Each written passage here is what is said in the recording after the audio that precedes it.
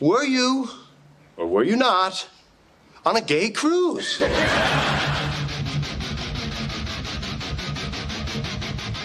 No, you're 120% dick pic. Everybody that age, they're sperminator. Yeah. Because we don't care about anything else. We're a walking hard on looking for a hole. That's. I have to say you're right on that one. Oh, my God. A stiff breeze comes through the room and you return the favor.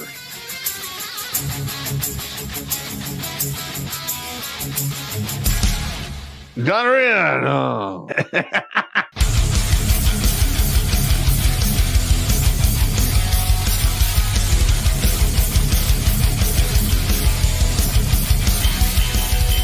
Somewhere on the outside of this building, there is a hole where squirrels come in.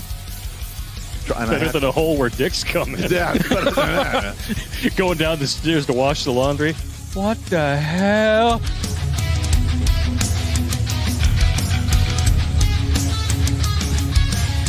Shh. Pizza. Stop! Stop it now! I order you to stop! I'm still touching myself.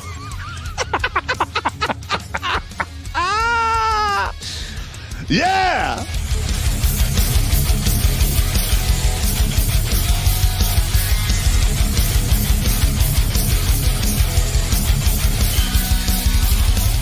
All young bitches want to do is pop pills, smoke weed, get drunk, lay around, suck dick, eat hot Cheetos, charge they phone, get a sew and weave, twerk, be bisexual, eat McDonald's, wash they pussy in the sink, lie, take selfies, and talk shit through Wi-Fi because they phone never on. I think washing they pussy in the sink is my favorite part.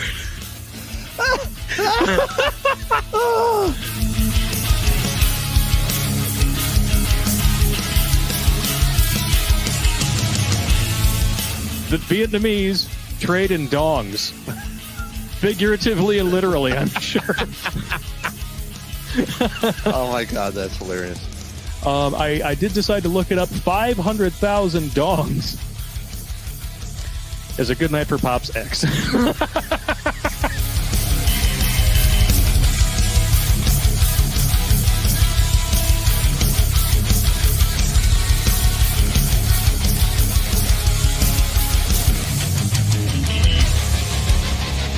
Like most women, he's an emotional thinker.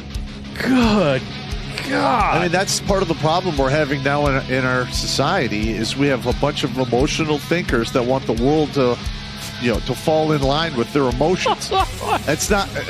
look, reality doesn't give a shit about emotions. It's my lived truth. Fuck your lived truth. No, it's not. It's your perspective.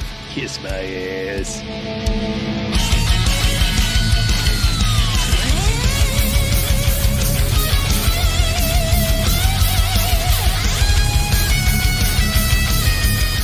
Literally like, hey, Sergeant Pop, you got to turn your bear suit. I'm like, over my dead body.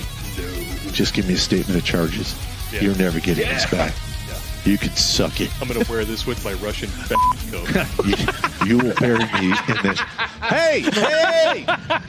Why you got to fucking be like that, man? Because I'm an asshole, and I learned from the best. I'm sitting across from him, and I'm pointing at you with all four fingers.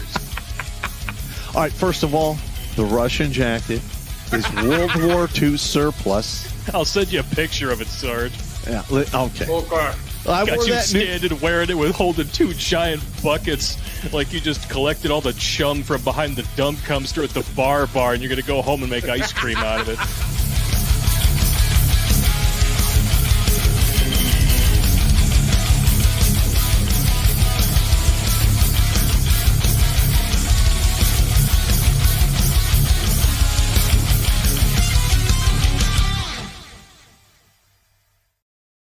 What's up, savages? Welcome to another episode of Grunt Speak that actually is live from the lair.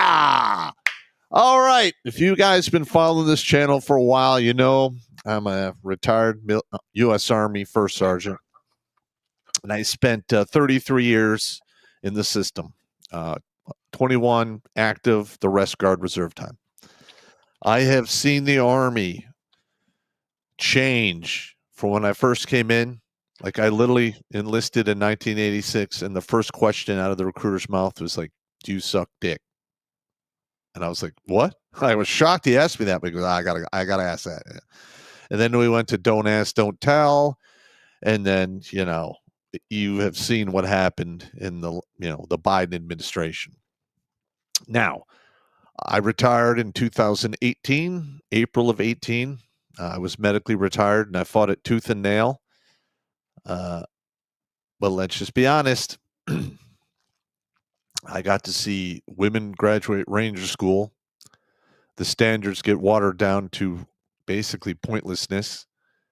And even President Trump and several senators really couldn't get any answers of why all of a sudden women were making it through Ranger School. One of them was a 38-year-old single mother, which in my opinion is impossible, especially if they kept the standard the same when I went. And I hate to be that guy.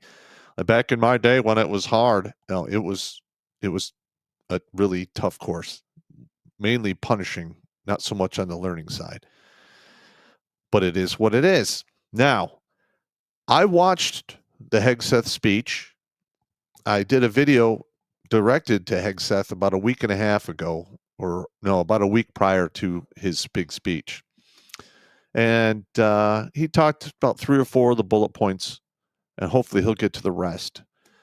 Mainly because if they want to keep 100% volunteer force, they're going to have to make some big changes in regards to leadership, training, standards, grooming, the whole deal, because it's literally become nothing but a shit show. I mean, I still have friends of mine who are still in the service, and several of them are like, screw it, I'm dropping my packet. And then they heard Hegseth speak, and they're like, well, maybe I'll hold off for a while and see how this is going to play out. Now, I've watched several interviews of former officers who went after Hegseth because she doesn't have the experience. Meaning, he doesn't have the experience of backstabbing and screwing people over and doing all of the crazy shit, rotting on some officer staff for a decade, stuck in officer limbo land, which is one of the main reasons after I got my 4-year degree, I did not become an officer, because I was in the business of leading troops.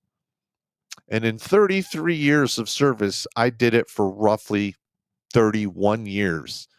Most officers come in and they're a section leader or a platoon leader when they're a lieutenant. Maybe they'll get a company command, and very few get battalion command. Meaning, if they don't get a company command and they don't do well, they literally rot on a staff doing nothing but getting coffee, maybe doing some reports. They're not leading troops. They're not leading from the front. I want to have officers in charge of any of my relatives who go into the Army that have some goddamn experience, who know how to read a map, who aren't paralyzed with doubt or fear or crippled by their own pride. That gets people fucking killed. In fact, it's my opinion that if you really want to become an officer, or if the Army wants to maintain the officers, they should pick them from the enlisted, from people who are tested, have made the cut, met the standards, and then they're worthy of the investment of all that time and money it takes to make somebody an officer. Because today, literally, people are captains of the chess team, the debate team. Maybe they were a captain on their tennis club or whatever. That doesn't mean shit. And I've talked to many officers who got the nod to go to West Point, and they literally, in my opinion, didn't deserve it, and they squandered it.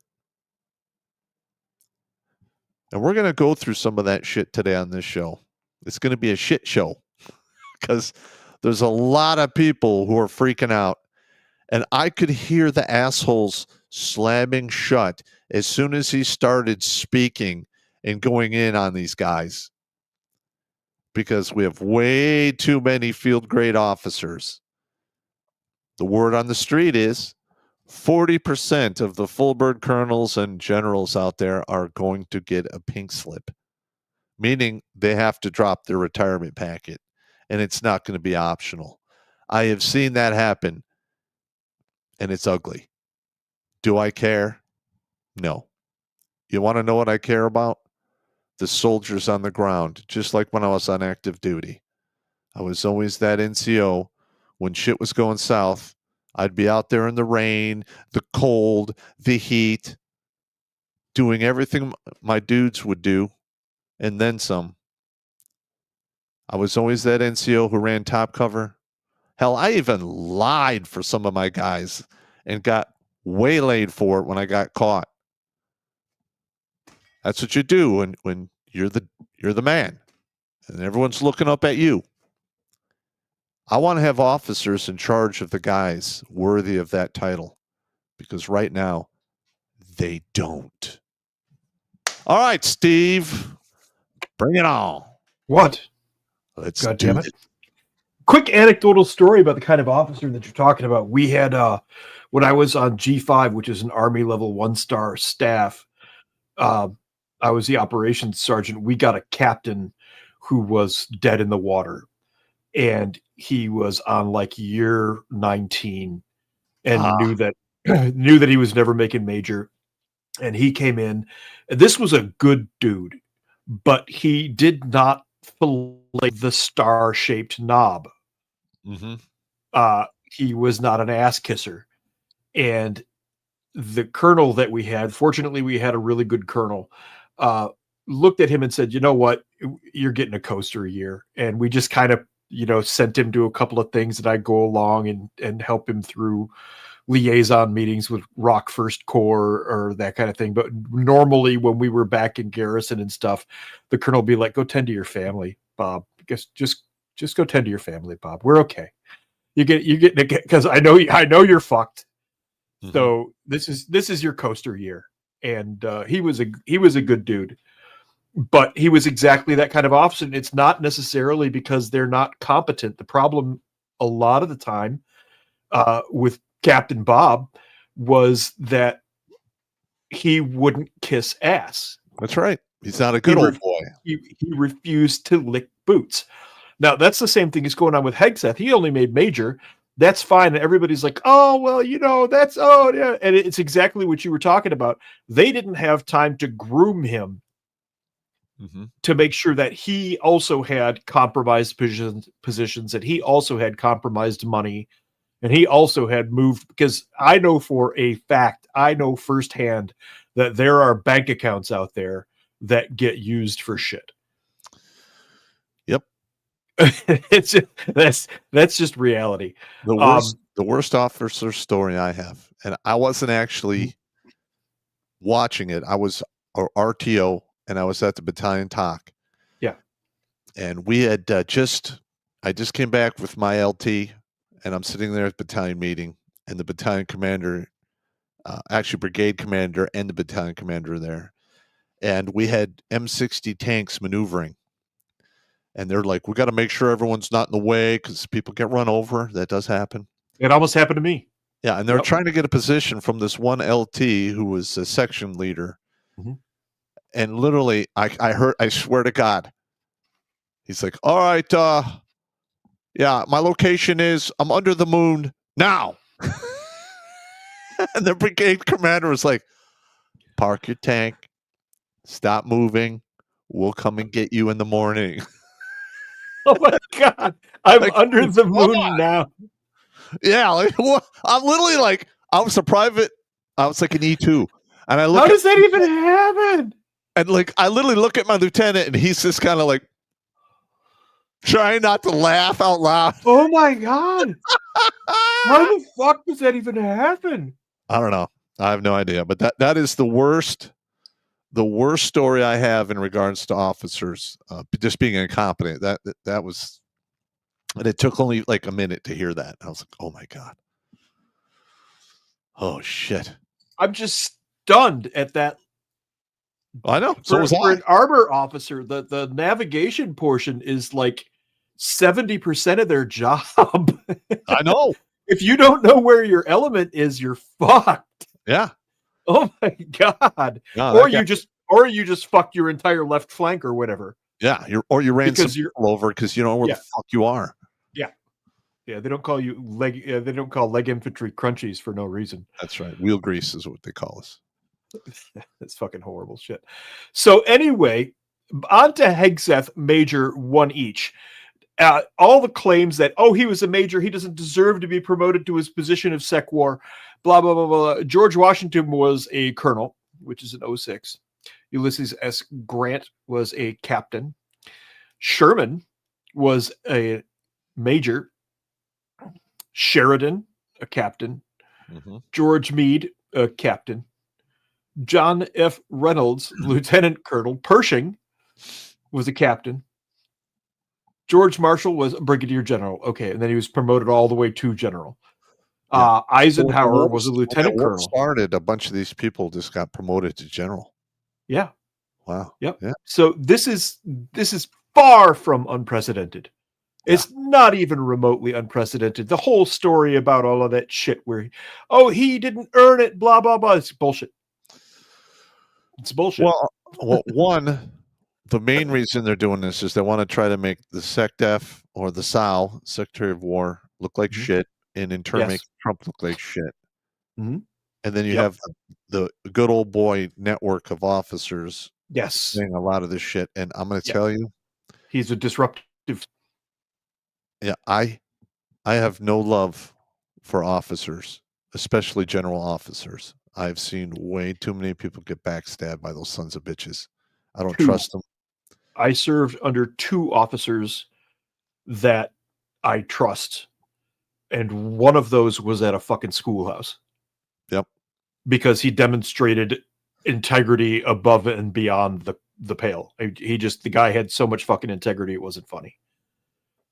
Yep. And the other one was the colonel that I worked for at Civil Affairs when I worked there.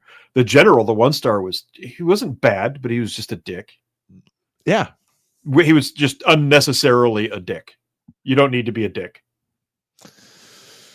Yeah, you're right. You're right. But, it is what it is. Yeah. And listen, That's I'm crazy, all for it. I want to see Hegseth just crush people and kick them the fuck out. I want him to see him go after the people who allowed the trans people on post. Mm-hmm. I want to see him pull the tabs from the women who made it through Ranger School, supposedly. Yep. The officers who lowered the standard allowed that to happen. If they're retired, I want them called back in, court-martialed, busted down to captain. Fuck those guys. Yep. I mean, you cannot sell out the military, and it's absolutely disgraceful that it happened for 4 years. So while we're doing this, I'm going to skip 2 slides here because I want you to see this 4th slide that's actually here, because this is important shit. This is the moment in the military where legends are fucking made. Okay. Oh, the fat guy? No. Memorandum for senior Pentagon leadership. Subject: mandatory integration of Ranger panties into all physical training uniforms. The Department of War recognizes that victory is achieved not only through weapons and tactics, but also through the aggressive display of quadriceps, hamstrings, and glutes. Effective immediately, Ranger panties will be the sole authorized PT short across all branches. Nice. This is like the wall-to-wall counseling manual. Is this real? Of course it's not real, but somebody released it. But this will go down in legend. This will be posted in every orderly room. It's like the wall-to-wall counseling book? Yes. Or the I Like How This Sucks cartoon. Yeah. I believe we have the wall-to-wall counseling FM on our site for download. We do. The wall-to-wall counseling site is available, but having Ranger panties made the uniform of the day for PT is just an astounding testament to just what kind of a sense of humor the military has. Yes. Because this is right in line with all of that stuff I mean, I had to run around in those when I was in the Ranger Battalion. Yeah. Mm-hmm. People are like, "You guys are gay." Well, yeah, whatever. I got a 295 PT test. Yeah, but we're gay. We're gay in the regiment. That's fantastic. Oh, so how gay were you guys? Were you this gay? Oh no, this is delusional gay. Okay, this is what Hegseth has to fight through. This is the sickness, the depravity, and the degeneracy that our military was turned into between about 2000. I started to see this shit around 2004, not to this extreme, but I started to see the lapse in standards and, oh, well, we're not going to put him out. He's screaming gay. He's like on fire gay. Mm-hmm. Oh, but that's okay. It'll be all right. I'm like, no. Out. There's a regulation. If you don't, we're not here to debate points. There's a regulation. Like, listen, I did like somewhere between 15 and 20 separation packets on female soldiers who didn't make height and weight for over a year and a half. They wouldn't put them out. They just wouldn't do it. I recommended 3. I had a total of 3 that I recommended for that. One guy that I came close to recommending, all of a sudden the lights came on and he started really kicking in and making an effort. By the time I had been out for about 4 years, he gives me a call and he's now a CW2. Oh, wow. And this was in like 2006. He calls me, "Hey, Sergeant Filling, I'm a CW." Like, what the fuck happened? Yeah. I don't know. I just decided I liked it. went to Pathfinder school. He was this skinny little fucker who couldn't finish a run and couldn't do a push-up. Yeah. And I dogged his ass, and I had a bunch of PT failures. And he just started passing. He just all of a sudden go, "Oh, I can pass the standards." Okay. Now, these 2 officers wearing these masks, they need to be kicked the fuck out right now if they're not. Yeah. The bottom one here, this guy over here, this is a colonel. It's a bird on his shoulder. It's a full bird, huh? Now, I can't see this guy's rank, but that's also an officer there. Yeah. Because he's wearing shoulder boards. He's probably a lieutenant colonel. And then there's this thing. Yeah, the honorary admiral. Yeah, get the hell out of here. What the hit to morale in something like that. Well, you can't do this shit. They did it on purpose. Yes, of course they did. This is all done on purpose. And I would beg to say that Obama was earmarked, put in that position to humiliate the country because, he's married to a trans person, in my opinion. Or a cross-dresser. Come on now. You're not fooling anyone. Come on now. Mike is not. Mike's a good guy. I mean, Mike's a good girl. I mean, I'm not really sure what I mean there. Yeah. That's what Hegseth walked into, though. Yes. Is that mentality, that world, that whole thing. And then when he came in, immediately the crazy ass fucking Harridans started in on him. And who better to start with in this particular case but our good friends at The View? Yeah, here we go. Actually really befuddled by why he did that. The optics were terrible, meaning all of our top military brass are all in one place. And Wait, I'm going to call on this one. One of the things that happens in the military is the commander calls everybody together and leaves you sitting there for an hour and comes in and says like 3 words and leaves. It's a tradition in the military that you just get. We hate it. Or standing at attention at parade, at a parade for hours. Yes. That formation is on the ground in formation for 45 minutes before the adjutant's call is sounded. Yep. I personally want to believe in my deepest, darkest, blackest, burned out heart that Hegseth did this to make these general officers pay for all the times that they did it to troops. But one can only hope. to get them there. That didn't make a lot of sense to me. It also didn't make a lot of sense to me that he was saying that he was going to toughen physical standards and review the anti-hazing policy by sort of implementing a hazing policy. So the military hazing policy, let's go over that for a second. Sure. I got The the hazing hazed out of me when I went to the Ranger Battalion. That's just the way it goes. The hazing policy isn't the hazing policy. You're learning war. Yes. It's hazing in a frat house at college. It's hazing on a high school football team. That's hazing. In the military, it's hardening. You need to be able to take shit. In pain. Period. And inconvenience and frustration, especially frustration. What a load of shit. And then also he said he was going to return to the highest male standard for combat positions because the troops were fat. I don't understand how that was supposed to be an uplifting message for our military. Maybe he's referring to Colonel Sanders. It was really a bizarre thing. He started talking about woke DEI policies. By the way, there are no gender quotas in the military. By the way, he fired more than a dozen military leaders, many of them people of color and women. He fired the chairman of the Joint Chief of Staff, General Charles Brown Jr., who is African-American. He fired the first woman to command the Navy, Admiral Lisa Franchetti. He was incompetent. I don't understand the sort of hypocrisy of firing these people. Stop it right there. All right. Yep. I was about to stop it. So let's just be honest. These are people who don't understand war fighting. They don't have a warrior ethos. They don't have a warrior mindset or even a fighting mindset. Yes. Everyone on The View has been bought and paid for as a talking shill head. Yes. That's it. There's another factor that I heard articulated well today. This is a form of narcissism where all they're doing is saying what they think will make everybody around them happy. And they're counting on that dopamine from everybody around them going, yeah, yeah, yeah.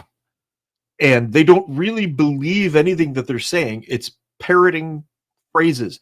Now, she cried about the whole DEI thing and how a woman got fired and a black man got fired. And that's racism because guess what? I want the competent people. I worked for a competent woman. I had a competent black commander. That DEI shit. And I didn't even think of them that way. No.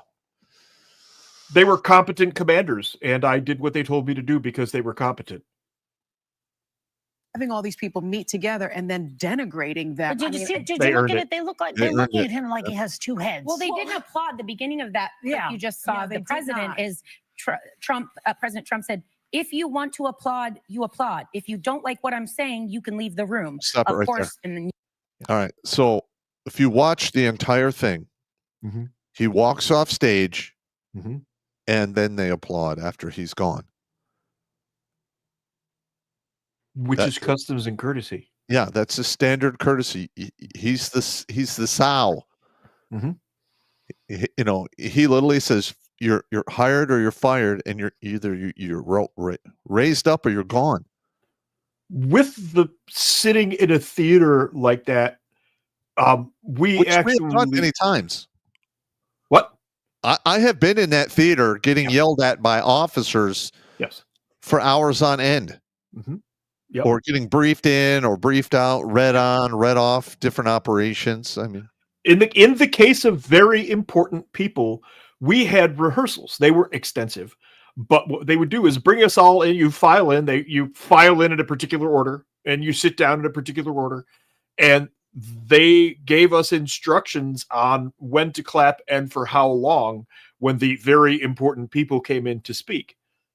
And it's not it is dog and pony show, but the point of it is military customs and courtesy. Yes. They want the uniformed forces to appear uniform and on the same page. Correct. So it's I mean, we had SecDef. It was Cohen at the time. And Madeleine Albright came in and did their little thing, and we sat there and when they were done and they turned to walk off, we went like everybody in unison. Yeah, exactly. And we would do that if we did not like what you had to say. We would all clap like that on the same beat. Yes. You know, Yes. 200 people doing that. Yeah. You can tell they're only clapping because they have to. Yes, exactly. There are degrees of insubordination that are accepted. Yeah. This is just okay. You guys are dicks. Yeah, there's not much you can do about it. Yeah, there's not a lot you can do about that particular one there.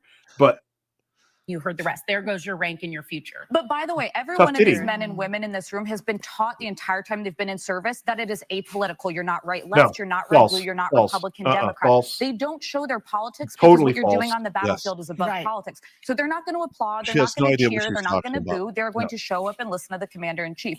But to Sarah's point, I've literally sat in the VTC like video conference room in the is this Pentagon. woman? We could have done this Nobody a lot knows. easier and a lot cheaper and A talked to lot people all cheaper. around the world. Come on.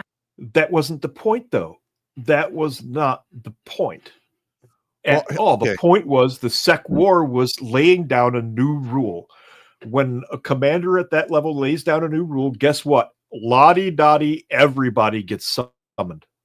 Well, and especially they're going to do a 180-degree turnaround on what's happened over the past 4 years. You can't do that with memos. You need to call all the figureheads in and go, this is what is going to fucking happen. It is to make a point. There is nothing like eye contact in person. That's right. It You is cannot done substitute to that. I have never, ever been at a change of command that was done over any kind of a video conference or anything like that. It's stupid. It's just not done. So this was completely to be expected. They just made a big fucking stink out of it. But what he's faced with is Look this at that shit. dumpster butt.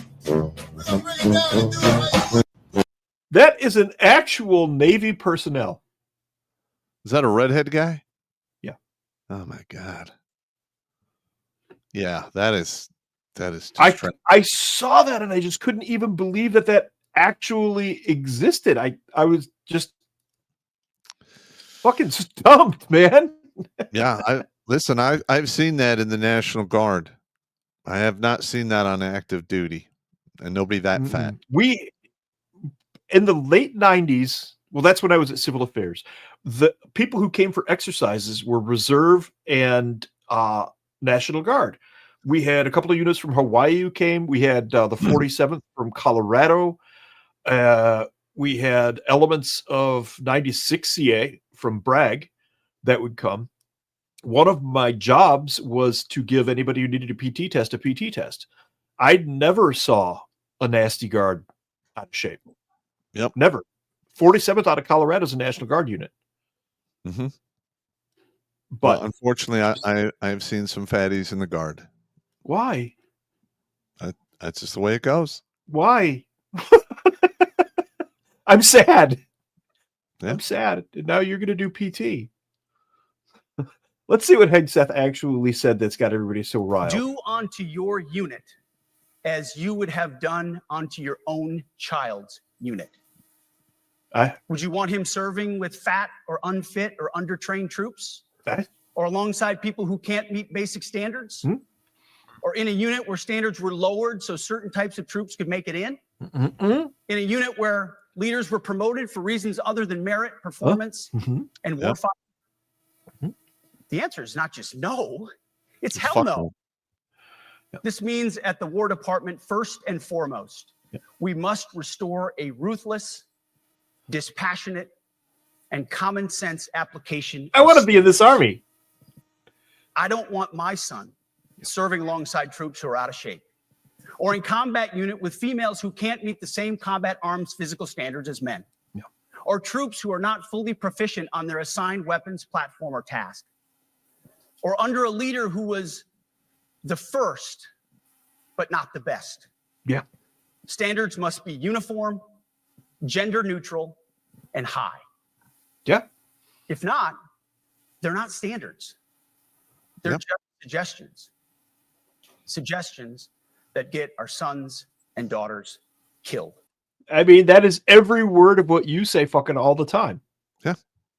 This is I would want to serve in this army. If I was an 18-year-old young man, a boy right now, and I saw this speech, I'm like, that's the army I want to serve in. That would make me consider enlisting. Yeah, listen, like when I went to Iraq in 2004, I had to drop the hammer on some people. I wrote a couple reports that went all the way up to the top, and I pissed off so many fucking people. Pop, when do you ever piss anybody off? And then we got back, and like I was being heavily criticized, from the guys in the Michigan Guard, some of the higher ups. And I remember telling them, I'm like, listen, one day you're going to have to box up your grandkids, your children, nieces, nephews, and you're going to send them to fucking war. Now, what type of unit do you want them to go to, and who do you want to be their leader? And you don't have to answer now. But when that day comes, you're going to pray to God that they fall on the books of a sergeant such as I. Yeah. And not one of them, they didn't say anything, but they knew I was right. Mm-hmm.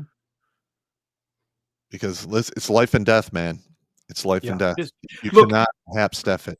You are going to die. You were obviously a Green Beret. We all know that. Your job was to be a force multiplier. That is the primary job of Green Beret. They've got direct action and stuff like that, but the big one is the force multiplier with the A-teams. What we're looking at here, the army that Obama and Biden left, is a casualty multiplier. Yeah. Every one of those fat people, weaklings, weirdos, and women who think they can compete with an airborne ranger from the regiment physically, you're a casualty multiplier. If you get injured and you weigh 240 pounds of fat, it's going to take 3 guys to drag you off the battlefield. That's 3 guys that are not in combat. 4. And so on and so forth. 4. Well, I didn't count the fat guy. Yeah. But you know what I'm saying? They're casualty multipliers. Correct. And this is serious business, man. Yeah. When it comes to combat arms units, and there are many different stripes across our joint force, the era of politically correct, overly sensitive, don't hurt anyone's feelings leadership ends right now. Fuck yeah. At every level. That's the one. Either you can meet the standard, either you can do the job, either you are disciplined, fit, and trained, or you are out. Yep. And that's why today, at my direction, and this is the first of 10 Department of War directives that are arriving at your commands as we speak and in your inbox. I've got a Woody. Today, at my direction, each service will ensure that every requirement for every combat MOS, for every designated combat arms position, returns to the highest male standard only. Yeah. I'm going to touch myself. Life or death. Hang on, let me turn my Standards must be met. And not just met, at every level, we should seek to exceed the standard, to push the envelope, to compete. It's common sense and core to who we are and what we do. It should be in our DNA. Today, at my direction, we are also adding a combat field test. I'm going to pause it right there because we have Mr. Lieutenant Colonel Bruce Johnson of the U.S. Air Force from Colonel Murray's roundtable crew. He's agreed to join us this evening to discuss this from the officer perspective because all he's got here is a bunch of crusty freaking ground pounding NCOs. He needs to unmute himself. He's muted. Oh. So I didn't mute him. I didn't mute him either. You're muted. Bruce, if you can hear us, Colonel. You need to unmute yourself. Colonel. But he's there. We'll wait for him to figure it out. There he is. Note that he unmute? No, he did not. All right. We'll wait for him to figure out what you're doing, and we'll see if he can unmute himself. He's going to give us the officer perspective on this. He's agreed to come in and do that. He's from Colonel Murray's crew. They're a really good bunch of guys. There's an eclectic bunch of them over there. But let's continue with Hegseth real fast here because what he's saying is really important. Getting rid of those stupid fucking BS regs and putting in some serious regs. And oh, there he is. You there, Colonel? Yeah, sorry, I had it on mute. How's this connection? You're doing fine. You're good. Yeah, you were on mute. You're an officer. We understand. I was listening to you guys finishing up at the gym, and I'm like, oh, dude, man. This is great because we normally it's just NCOs that come out here. It's good to have an officer's perspective. We're gonna listen a little more to Sec War Hegseth here, and then discuss combat arms units that must be executable in any environment at any time and with combat equipment. These tests, they'll look familiar. They'll resemble the Army Expert Physical Fitness Assessment or the Marine Corps Combat Fitness Test. I'm also directing that warfighters in combat jobs execute their service fitness test at a gender-neutral, age-normed male standard scored above 70%. Yeah! It all starts with physical fitness and appearance. If the Secretary of War can do regular, hard PT, so can every member of our joint force. Frankly, it's tiring to look out at combat formations, or really any formation, wait for it, and see fat troops. Yeah. Likewise, it's completely unacceptable to see fat generals and admirals in the halls of the Pentagon and leading. That's harsh. That I know that made some assholes slam shut right there. Yeah. So this is what he's talking about is a universal standard for combat troops, and that's the way it should be. When I was at LURS 2ID, and you guys' standards were, I don't know what your standards were, but we were 80%. You on your PT test, you got 80% in each event, period. Plus you did the 12 miler. No. Yeah. If you did 80% on all categories, you were getting yelled at. Oh, see, in the Ranger Battalion, they're like, you need to have a 270 or higher. Okay. Fuck you if you can't do it, man. Yeah. And I had like a 285 to 295 on the regular. It wasn't a big deal for me. What were your standards when you were in Colonel? As far as PT standards? Yeah. Oh, I can't really remember. All I remember, well, we had the 1.5 mile run, in the Air Force. We had push-ups and sit-ups. And what drove me nuts is, I'm not built like a marathon runner. So I could max out push-ups, sit-ups, and if they had us do pull-ups, I could have maxed that out. But, trying to compete with Joe, no muscles, that can run 100-mile marathon, as a brontosaurus. I'm like a brontosaurus. It's like watching a brontosaurus do the 1.5 miles when I do it. But I will say, I mean, the Air Force is unique because it's like, we're the chair force anyway for 99% of the folks. And then the only guys that are really fighting, are guys in airplanes or the PJs and security forces, that's about it. And so within the pilot group, there'd be a fair amount of competition. Like guys would want to do, represent or whatever. But there'd also be guys that were just coasting, that were fat slobs and, that would just do the minimums as well. Now, I knew some of the 16 pilots at Homestead Air Force Base, the SAC base down there. It occurs to me that you need to be in at least decent physical shape to withstand being able to fly that airframe at all. 100%. Yeah. Typically fighter dudes are the, very generally pretty strapped guys, pretty working out, pretty fit because you're pulling G's all the time. For sure. It definitely helps. What kind of plane did you fly, sir? Well, mostly I taught people to fly gliders at the Air Force Academy, but we would actually pull G's, believe it or not. But the C-141 and KC-135 are what I flew in. That's cool. Active service. Yeah, I jumped to 41 quite a few times. I hated it. Yeah, it was the platform I've heard could be kind of challenging. It was very unforgiving. Yes, I've heard stories. Isn't that the one that bounces people off the hull the most? Yes. I could believe it. I don't know if I was on your show like a year ago. I think I told one story where we had a guy that was, I just heard it secondhand. It wasn't in my airplane, but it was in one of our planes in our formation. And we were doing drops at Bragg on Normandy and Sicily DZs. And one of the guys, he was shaking his head like he didn't want to go. And then when he got on the platform, he sat down on the platform. Oh no. Shaking his head. And the story was the jump masters were going to grab him, and before they could grab him, the slipstream got his legs and drug him out the door.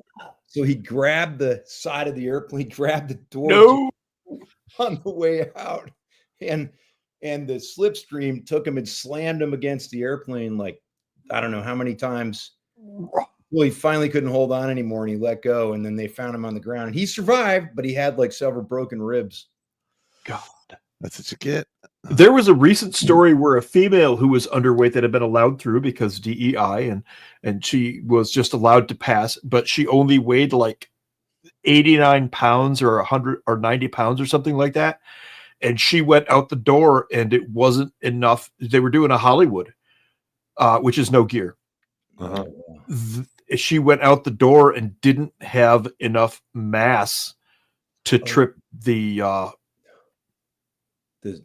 do you call the static line. Yeah, the static line. I couldn't say the word static line for a second there. Well, she towed. She was beaten to death against the side of the plane. Yeah, that's a brutal way to go, man. God. Yeah, we had a guy like that. He was just nothing they could do.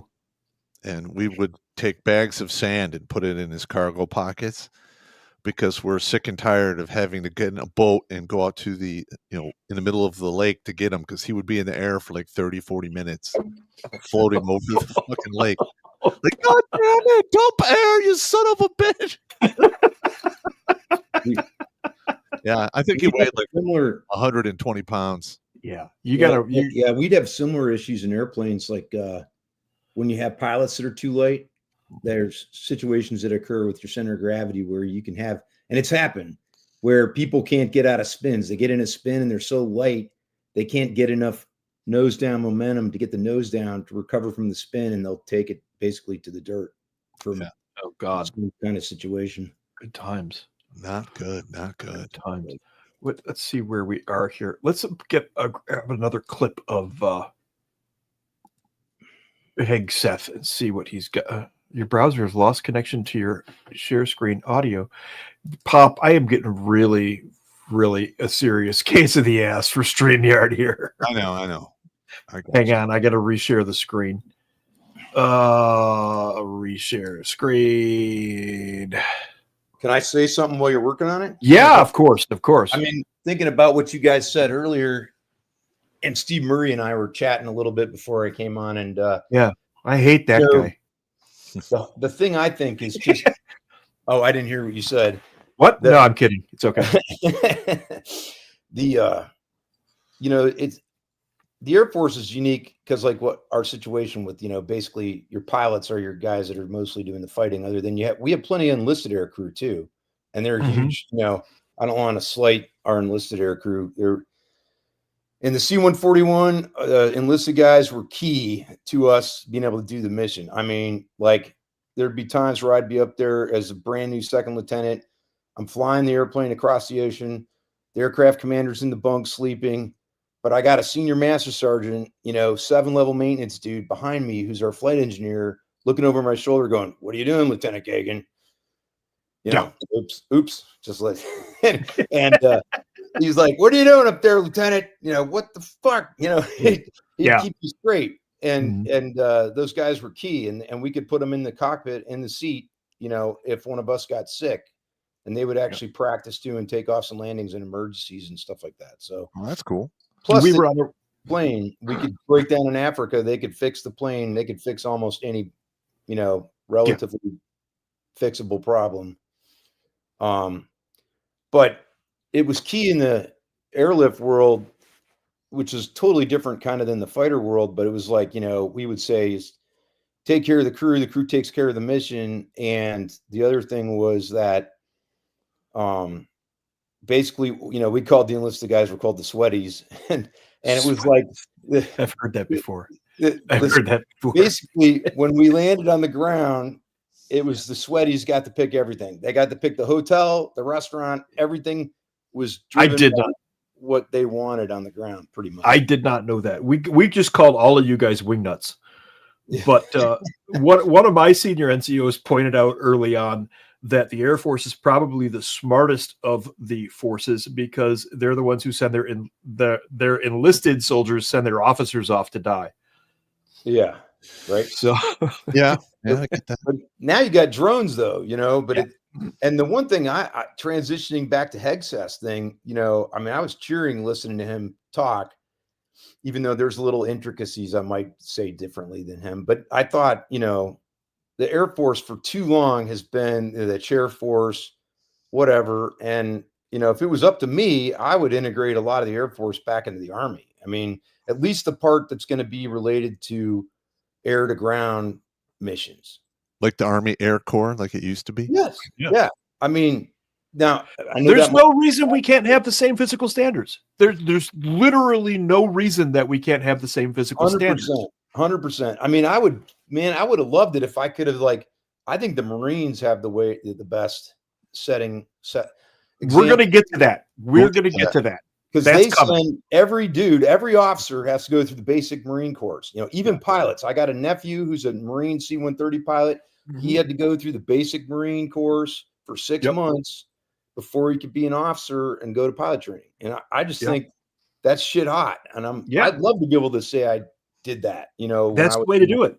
And the Marines are cocky enough that those bastards stenciled Marine Corps mattress storage facility on the side of the female Air Force barracks at one unit I was at. Okay, let's get on to let's pull another Hegseth up here and give this a listen real quick. Tell me if I've got audio. Frankly, it's tiring to look out at combat formations or really any formation and see fat troops. Nice. Likewise, it's completely unacceptable to see fat generals and admirals in the halls of the Pentagon and leading commands around the country and the world. It's a bad look. It is bad, and it's not who we are. So whether you're an airborne ranger or a chairborne ranger, a brand new private or a 4-star general, you need to meet the height and weight standards and pass your PT test. And as the chairman said, yes, there is no PT test. But today, at my direction, every member of the Joint Force at every rank is required to take a PT test twice a year, as well as meet height and weight requirements. That was the standard when I was in. Yeah, it was when I left. A minimum of 2 PT tests a year. Yeah. And at division, we did 4, just because it gave us something to do for PT one day every 3 months. Yeah. Pretty much. But yeah, it was twice a year period, and you had to meet height and weight. And anytime you came back from a school for some reason, 2nd Infantry would also height and weight you. I imagine that's because they thought you were eating out at Joe's Crab Shack every night after school when you got sent over. Well, in the Army, you didn't have time for that. Right. Twice a year. Every year of service. Also today, at my direction, every warrior across our Joint Force is required to do PT every duty day. Should be common sense. I mean, most units do that already, but we're codifying it. And we're not talking like hot yoga and stretching. Real hard PT, either as a unit or as an individual. At every level, from the Joint Chiefs to everyone in this room to the youngest private, leaders set the standard. And so many of you do this already. Active, Guard, and Reserve. Okay, right off the bat, if I was still an NCO, I would create an exercise called the hot yoga.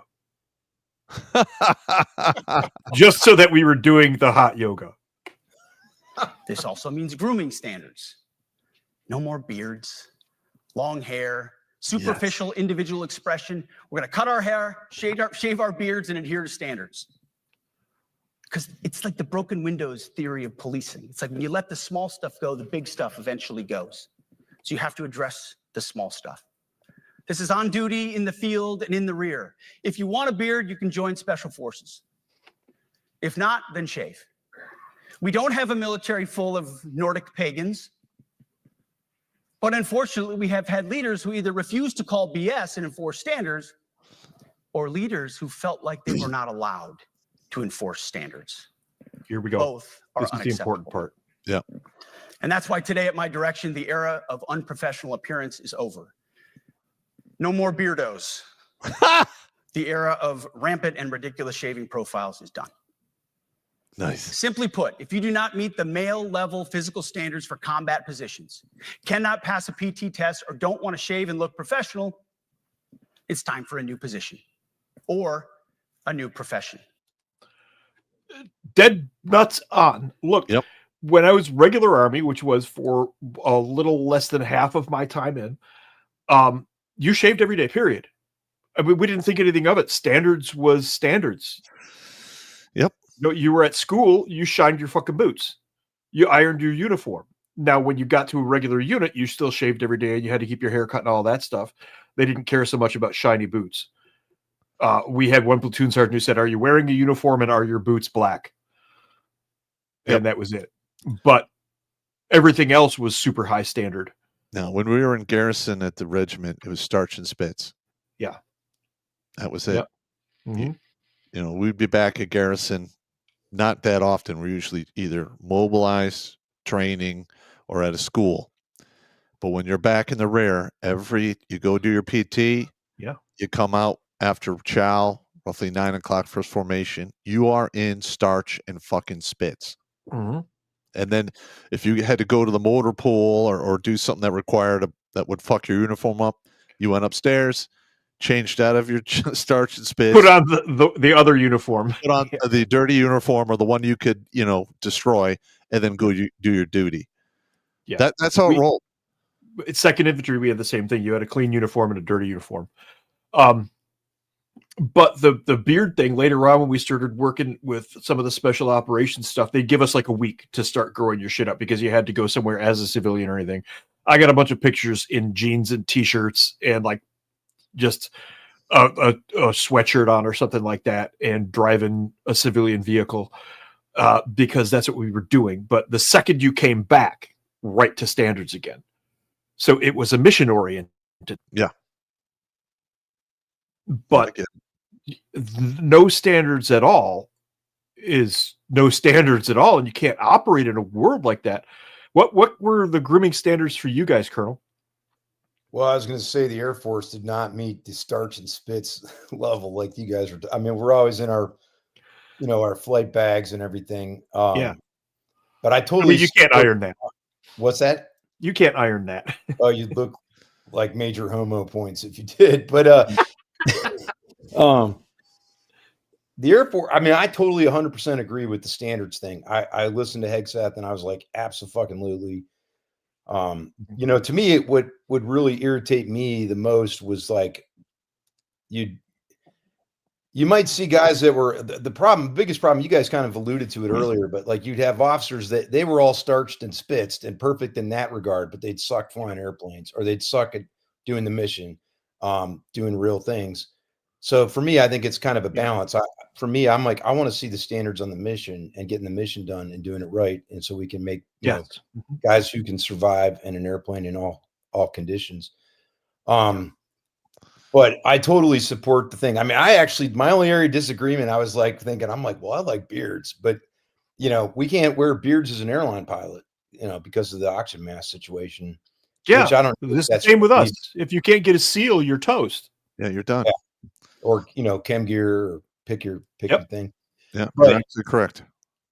So, but I totally agree with this message. I'm like, the only thing I would have maybe said different is I thought having a different thing for special ops to me, other than you pointed it out, 2-6, was the idea that, hey, you might have to be dressed as a civilian and you got to be able to blend in. I agree with that, but I feel like other special ops should meet the same standard. But because of the intelligence work that we did, we'd go with signals and human intelligence working together on some missions. We would go into civilian areas where we didn't want to be seen as, oh my gosh, what are these Army guys doing? Right. It was simply a matter of throwing flags. We weren't cool. We weren't special. They're never going to make a movie about any of the shit we ever did. Right, we just needed to not attract attention. Yeah, in the Ranger Regiment back in the day, you got a high and tight once every 10 days or so. And that kind of issue started being an issue in the Air Force too. I mean, like when we were doing, I did some guard tanker deployments to, of all, you guys are going to hate me, Southern France a couple times. Fuck you! Fucking asshole. Right. It was the places really we rough. never ever got to go. Anyway, but we were actually flying over Sarajevo and Yugoslavia right inside their SAM rings when we were doing stuff the whole time. So there was a little bit of pucker factor at times, but we weren't doing it at a time when war was going on for us.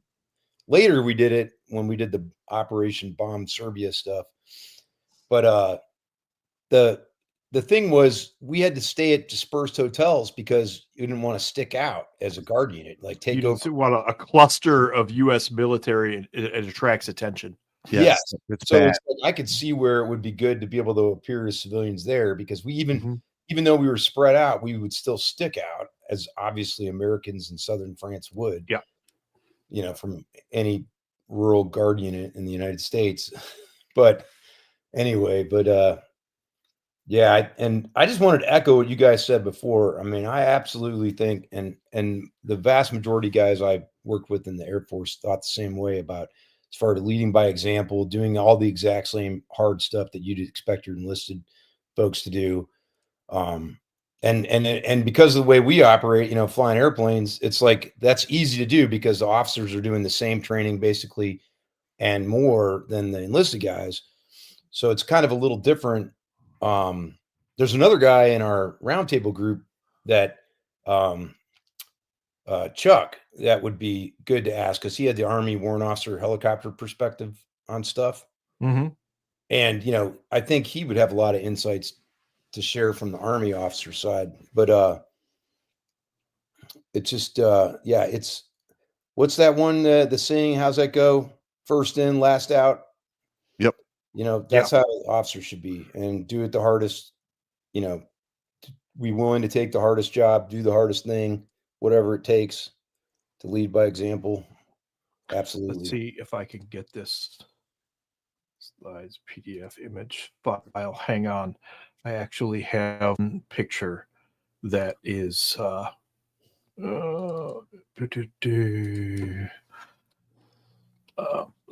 it is. Oh, remove that one real fast. Add to stage 3. There. That's how we would operate. That was par for the course for us. That's the kind of civilian stuff that we would do. And you'll note that we don't have any weapons, we don't have any gear, none of that stuff. We just use it to traverse a civilian area and go set up somewhere that we needed to be to get stuff done. Well, and that was typical of what we did.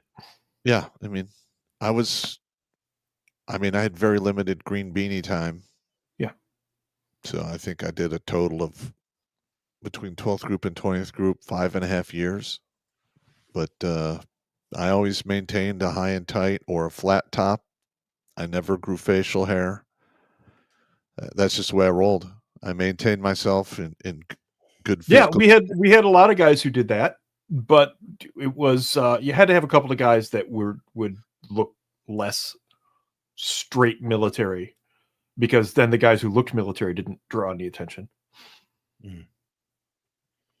I got a question for you guys. Like, what's your take on the way the generals and everybody received Hegseth? I've heard different, you know, I've had, you know, friends of mine sending me stuff saying, oh, there's a general, criticizing him or whatever. I'm like, I'm just curious what you guys take. Well, okay, this is my opinion. From what I've seen, there's a lot of officers who are poo-pooing the entire thing, mainly because they are part of the good old boy system, and they're used to how it used to be, and they think they're untouchable. Yeah, there's that too, but that doesn't work anymore. It has to change. Absolutely. So that's what's happening. I think you're going to have a couple of different types. You're going to have the good old boys. You're going to have the guys who are going to rage against it and end up dismissed. And then you're going to have a tiny handful in there that are like, finally, thank God. Yes. They're there. There, with that many officers in the room, there is no way that at least 4 or 5 of those guys are going, Oh God, standards! Thank God, because more than 4 or those 5. generals are old enough to remember what the army was like before all of this shit. Right. Right. Anyway, let's see what the civilian world now thinks about all of this stuff. In a room full of generals and admirals from around the world, Hegseth delivered a message. The era of politically correct, overly sensitive, don't hurt anyone's feelings leadership ends right now. What we saw was really unprecedented. I've covered the not. military for, a couple of decades now, off and on, and I can't remember anything like this. No. You had the Secretary of Defense ordering all of these generals from all over the world. That's his job. Come to Quantico, outside DC, to listen to his vision for the military. These generals and admirals are used to taking orders. I think what's unusual about this is they were being lectured by the Defense Secretary on some very basic things. We're going to cut our hair, shave our beards, and adhere to standards. And that's why today, at my direction, the era of unprofessional appearance is over. No more beardos. Secretary Hegseth has been very aggressive in implementing his vision since arriving at the Defense Department Good. months ago. You can see it in the trans ban, where they banned trans soldiers. Yeah. There have been efforts to abolish DEI. A surprising number of generals have been purged or fired. It's nearly impossible to change a culture with the same people who helped create or even benefited from that culture. Time to retire. And I think this was another step in that direction. To sort of, I guess, take ownership of the force. In summoning these generals to Washington, they're sending the message that these are my generals. That's correct. I made them all come to Washington to sit in an auditorium and listen to my speech. That's exactly correct, though. They are his generals. 100%, yeah. That's exactly what's going on. But the word is 40% of the generals that are around now and 40% of the full birds are going to be gone.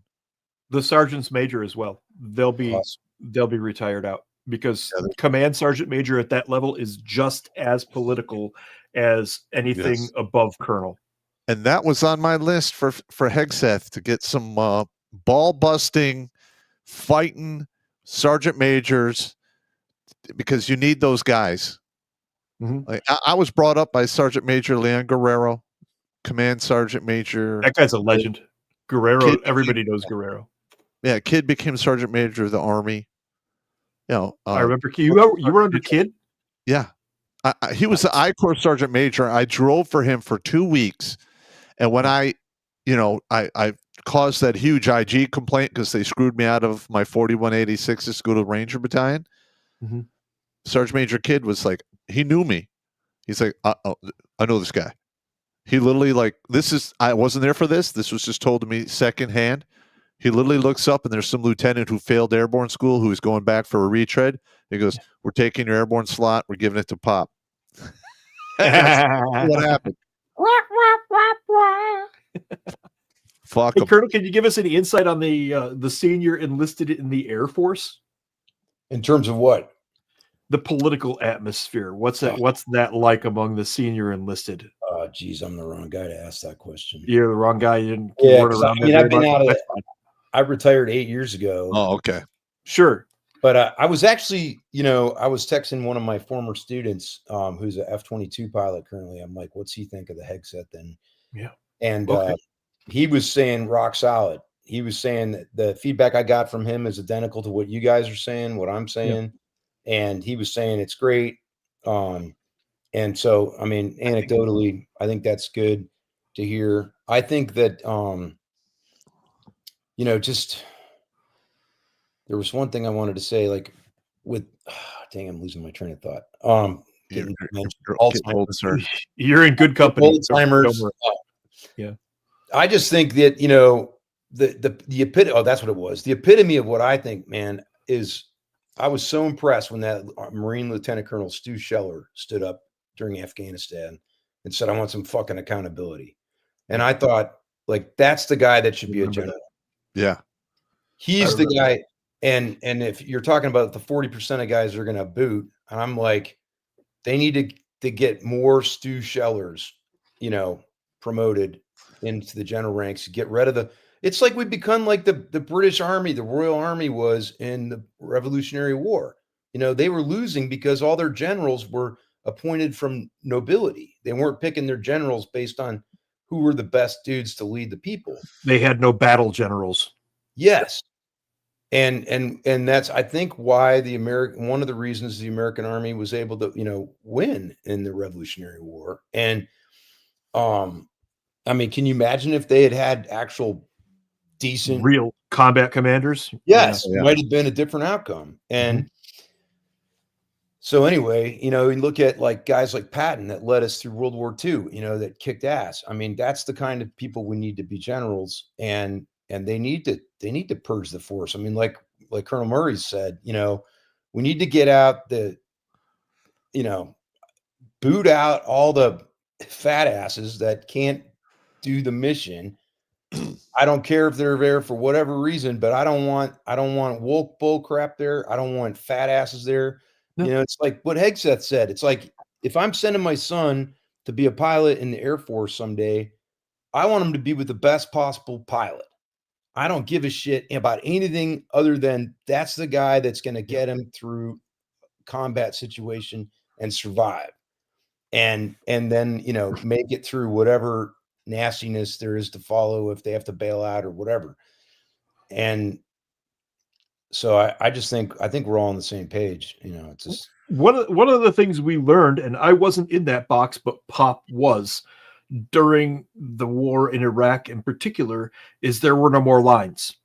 So you can't have somebody from S1 who's kind of, I can't really pass my PT test, but I'm just a clerk. It'll be fine.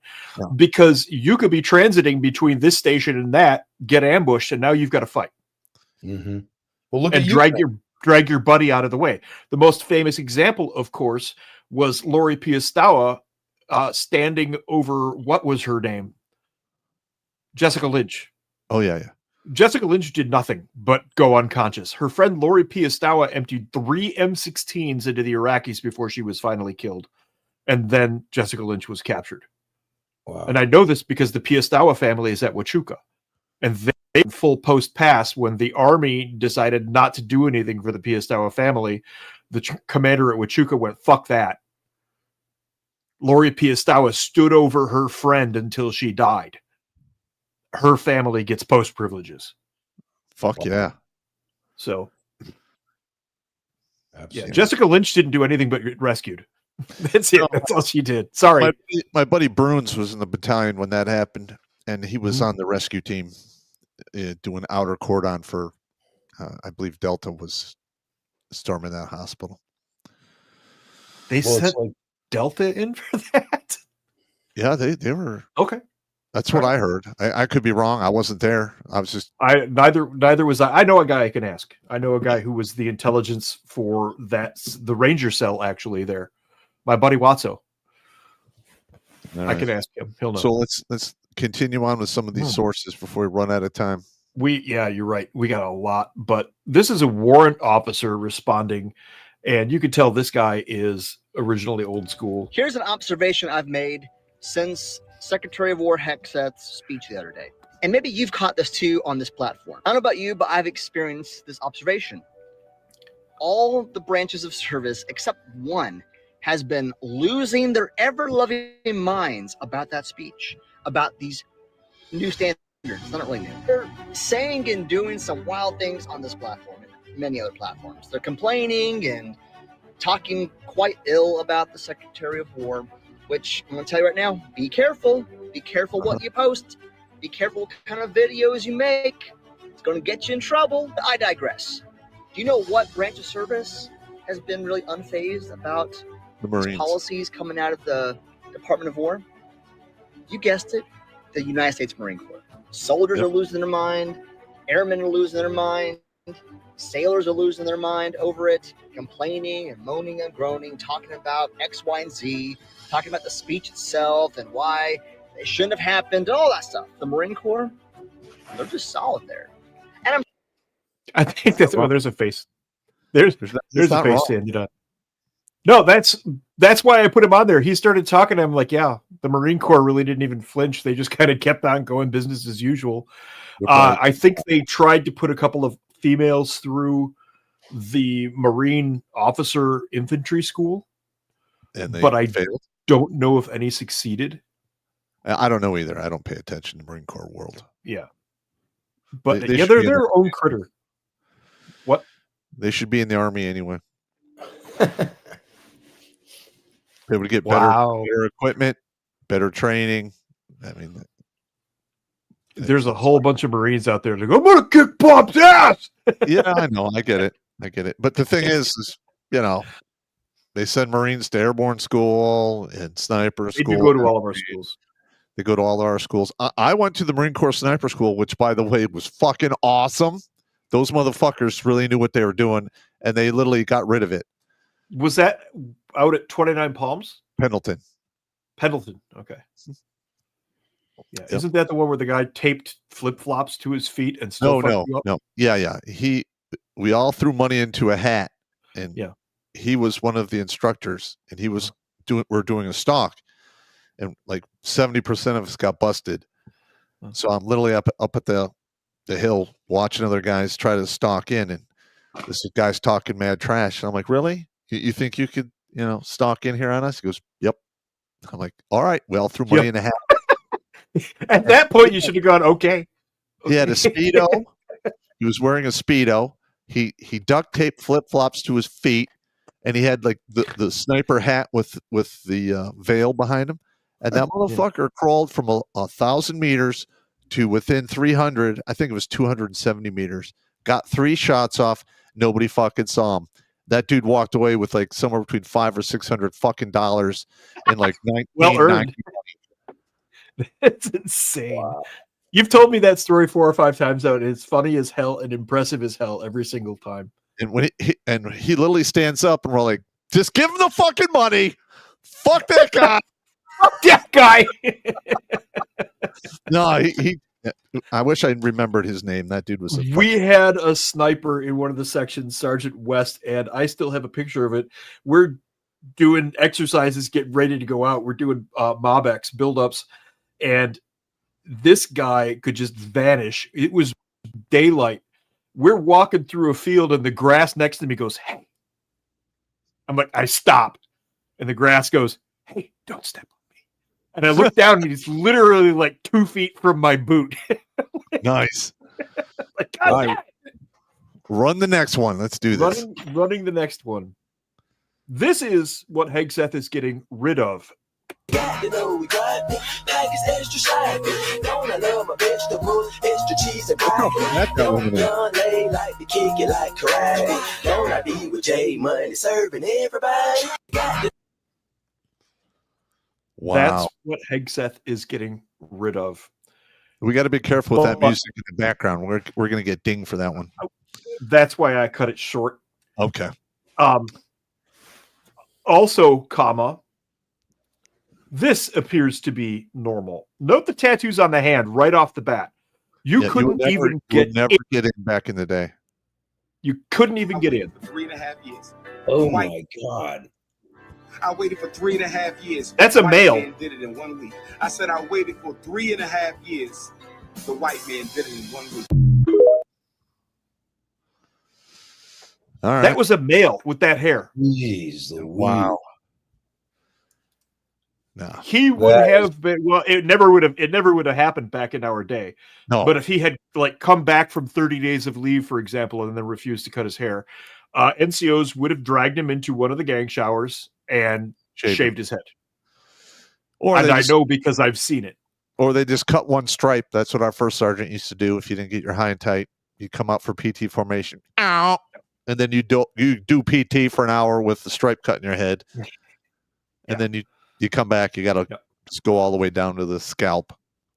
I mean, I was thinking something you were saying earlier, T6, and both of you guys are kind of pointing out, but it's like you look at if we have a war coming on, whether it's a civil war, whether it's war with Russia, Iran, Venezuela, you pick your wherever, just looking at what's been going on at Ukraine, there's going to be nowhere to hide. There's going to be like you guys were talking about the what's her name, Jessica Lynch. Yeah. There's not going to be any safe space. There are no lines. Yeah, you're going to be attacked from the time you everywhere.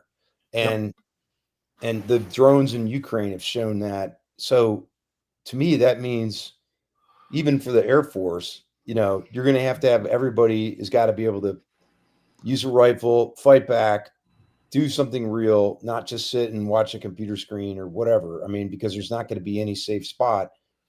And so I think Hegseth was, back to Hegseth again, was exactly on target. And, just, I don't know. We could go around and around on this. We could go through this for forever. Evil button pushing monkey. This is Lieutenant Colonel Bruce Johnson. Lieutenant Colonel Bruce Johnson. This is monkey evil button pushing one each. Hey, monkey. Nice to meet you, sir. Nice to meet you. Let's see what else have we got here. No military story is ever completely complete without a dependopotamus. Ah, yes. You have to have a dependopotamus. Who do I need to blame for putting me on liberal dependent TikTok? I will say, if y'all need a good laugh, please find your way over there because Pete Hegseth touched all of their things. We all saw Pete come out and say this. It's tiring to look out at combat formations or really any formation and see fat troops. Likewise, it's completely unacceptable to see fat generals and admirals in the halls of the Pentagon. Well, they heard this. The Secretary for the Department of Defense just gave a speech to military leaders saying, you kill people and break things for a living. You don't belong in polite society. And we're getting rid of all political correctness and all wokeness because it doesn't belong here. As the daughter of a career military man and a military spouse, I find this incredibly stupid. You know what I find incredibly stupid? Besides you. The fact that you thought what he had to say had anything to do with you, but you felt the need to give your credentialing. So hi, I'm a dependa as well. Now that we're on equal playing field, let's talk about it. In 2022, the Army had to change its PT standards because 44% of women could not pass it compared to the 7% of men that couldn't pass. Or how about in 2023 when the Army had its largest shortfall in recruiting of 15,000 people? But in 2025, when those standards that you call stupid were restored, they met recruitment in 5 months. Or do you want to talk about how 68% of young Americans don't even qualify because they cannot meet the PT standard straight off the rip because of obesity, which has even led to the Army creating Fat Camp. You see, warfighters are not supposed to look like they just left the local FRG meeting with their Starbies in hand. That's your job. The whole kill people and break things, that's not dehumanizing. That's literally in their job description. When standards go down, soldiers die. Period. The enemy does not give two shits about your gender, your pronouns, or your lived experience and how oppressed you think you've been in life. The military has never been and will never be polite society. It's a war-fighting institution. And if that offends you, then it's not for you. Now, this is a nice balance here because you've got the dependopotamus and then you've got a dependi who actually knows what the fuck is going on. Now, in regards to the fat camp, they had fat camp when I went to basic. Yes. And yes, they did. I remember we had a fat guy in processing. He got sent to the fat farm and I went to go do my training. Yep. And literally fat farm, that's what it was when called. I got done, I'm literally, packing my A bag and all my stuff, walking out to get on the bus to go to the airport. And that same fatty was getting off the bus to report to basic training. So he spent 4 months in fat camp before he started training. We had 3 or 4 guys who were a couple of pounds over. What? Go ahead. When I was 17, I was in Civil Air Patrol, and we and we did a capture the flag thing at this state park in Illinois. And anyway, I tackled some dude to get the flag, and I won the engagement, but I didn't realize till the next day that I'd been wrestling him in a patch of poison ivy. Nice. Oh, And good stuff. I had poison ivy everywhere but my head and my private parts, thank God. And I lost 17 pounds in like 6 weeks because it was like 3 weeks of absolute agony. Agony. Yeah. So that's what you do for the fat camp guys is go roll in poison ivy. And then now let's run 20 miles. I like that idea. Actually, we had a couple of guys crawl through some poison ivy on an exercise. and they were very unhappy. I crawled through barbed wire and sliced my leg open really good. First sergeant looks down at my pants and, "What's wrong with your leg?" I look down at like my whole left pant leg is soaked in blood. He's like, "Medic." Patch him up. Yeah. All right, next one. Let's get through this. Let's get through here. This is what Pop was talking about. This is what's really coming. Hegseth directs active duty military to cut 20% of its 4-star general officers. Look, if you have hundreds of general officers, you do not have a competent military. Well, we don't have the combat formations that we had in World War II. There were something like 60 infantry divisions in World War II. The way it worked out in World War II, there was one general for every 7,500 soldiers on the ground. Now we have a general for every 1,200. That's nuts. But you see that number here for 20%? He's counting on 20% of them to drop their retirement packets. But a lot of them will. The number he's looking for is 40%. Yeah. 40% of the colonels and generals are going to get donezoed. Yeah. This is just 4-star generals. That doesn't count the brigadiers, the majors, or the lieutenant generals. Yeah. I mean, a 4-star is a general. I know, but and then the colonels below that. Of all of the generals and full bird colonels are going to get shown the door. That is the rumor that I've been told. I could be wrong. I've heard that Hegseth or somebody associated with him is working on. I think it's actually Colonel Scheller, Stu Scheller. He's working on fixing the promotion system. Oh yeah. But Hegseth made the point in his speech that I thought was excellent. Was like, just because you make a mistake in your career, it shouldn't be a showstopper. And I could think of cases where I've had, cadets that got in trouble for whatever reason at the academy, where you're like, this kid is exactly who I'd want to go to war with. But people that you want to go to war with are going to make mistakes, because they're not perfect people. That's how you learn. Exactly. Here's the thing, sir. How you learn. I was very hesitant to do paperwork on you if you fucked up. Like, I might counsel you. Right. But I am going to make you pay in blood, sweat, and tears. But for me to actually fill out paperwork to fuck you up really bad, I have to give up all hope on you. Right. You're beyond redemption, because I was literally the last stop in almost every unit I ever served in, because I was the guy who fixed the retreads and the underdogs, and I turned them into some heavy hitters. So, and another thing is, you're 18, 19, 20 years old. Your brain isn't developed yet. You're going to step on your dick. You're going to do some stupid shit. And if you put paperwork in their file, 20 years down the road, he wants to be a sergeant major or a first sergeant. He can't get promoted because he's got bad paperwork from when he was a fucking teenager. I mean, come on. It was the whole purpose of the NCOs was to train soldiers. That was the entire purpose of the NCO Corps. And they made it so that you had to file paper on everybody. I didn't do it. I remember because Watso called me. He was a sergeant first class at the time. He called me in like 2017 and said, "You're not going to believe what they just did. They took the NCO's power away." And that's insanity, because it's exactly what Pop said. You're going to have guys that are good. I did paperwork on a total of 4 guys the entire time I was an NCO. 3 of those were fat bodies who gave up. Yep. And the other one was just a recalcitrant asshole who wouldn't learn. Yeah. That's it. Even when I was like the last third of my career in civil affairs, like for me to do a separation packet on you, you had to fail like 4 or 5 PT tests in a row. And I mean, come on. Yeah. And no progress at all on losing any weight. And like I said, they gave up. Yeah. They were just like, I'm not playing anymore. I'm done. Meanwhile, share this tab instead. We mentioned this earlier.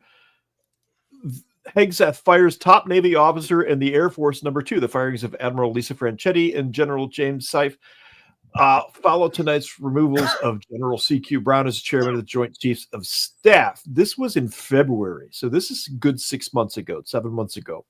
But it's relevant because to let that level of command go, they must have been fucking up by the numbers from the get-go. And when Hegseth got into the office, he's like, you know what, you're done. you know you're done. Or they were given the position for the wrong reasons. Yeah. And they're not a good fit. Mm-hmm. I mean, that's the way it is in officer corps. If you don't have faith in your commander, he's gone. Yeah. Because you can always replace a commander. It's hard to replace the entire unit. Yeah. Yeah, that's true.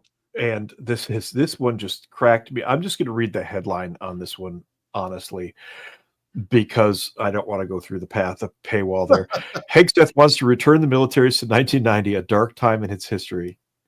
I was in during that time, and I'm here to tell you that the Army was pretty fucking great back then. Well, this is propaganda. I was in pilot training in 1990, and the Air Force kicked ass at that time.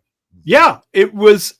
I had we had Vietnam vets still serving in the Air Force right. at that time. Yes. Yep. I went to Ranger School in 1990. Yep. I mean, that's what gets me is like when you talk about these stories.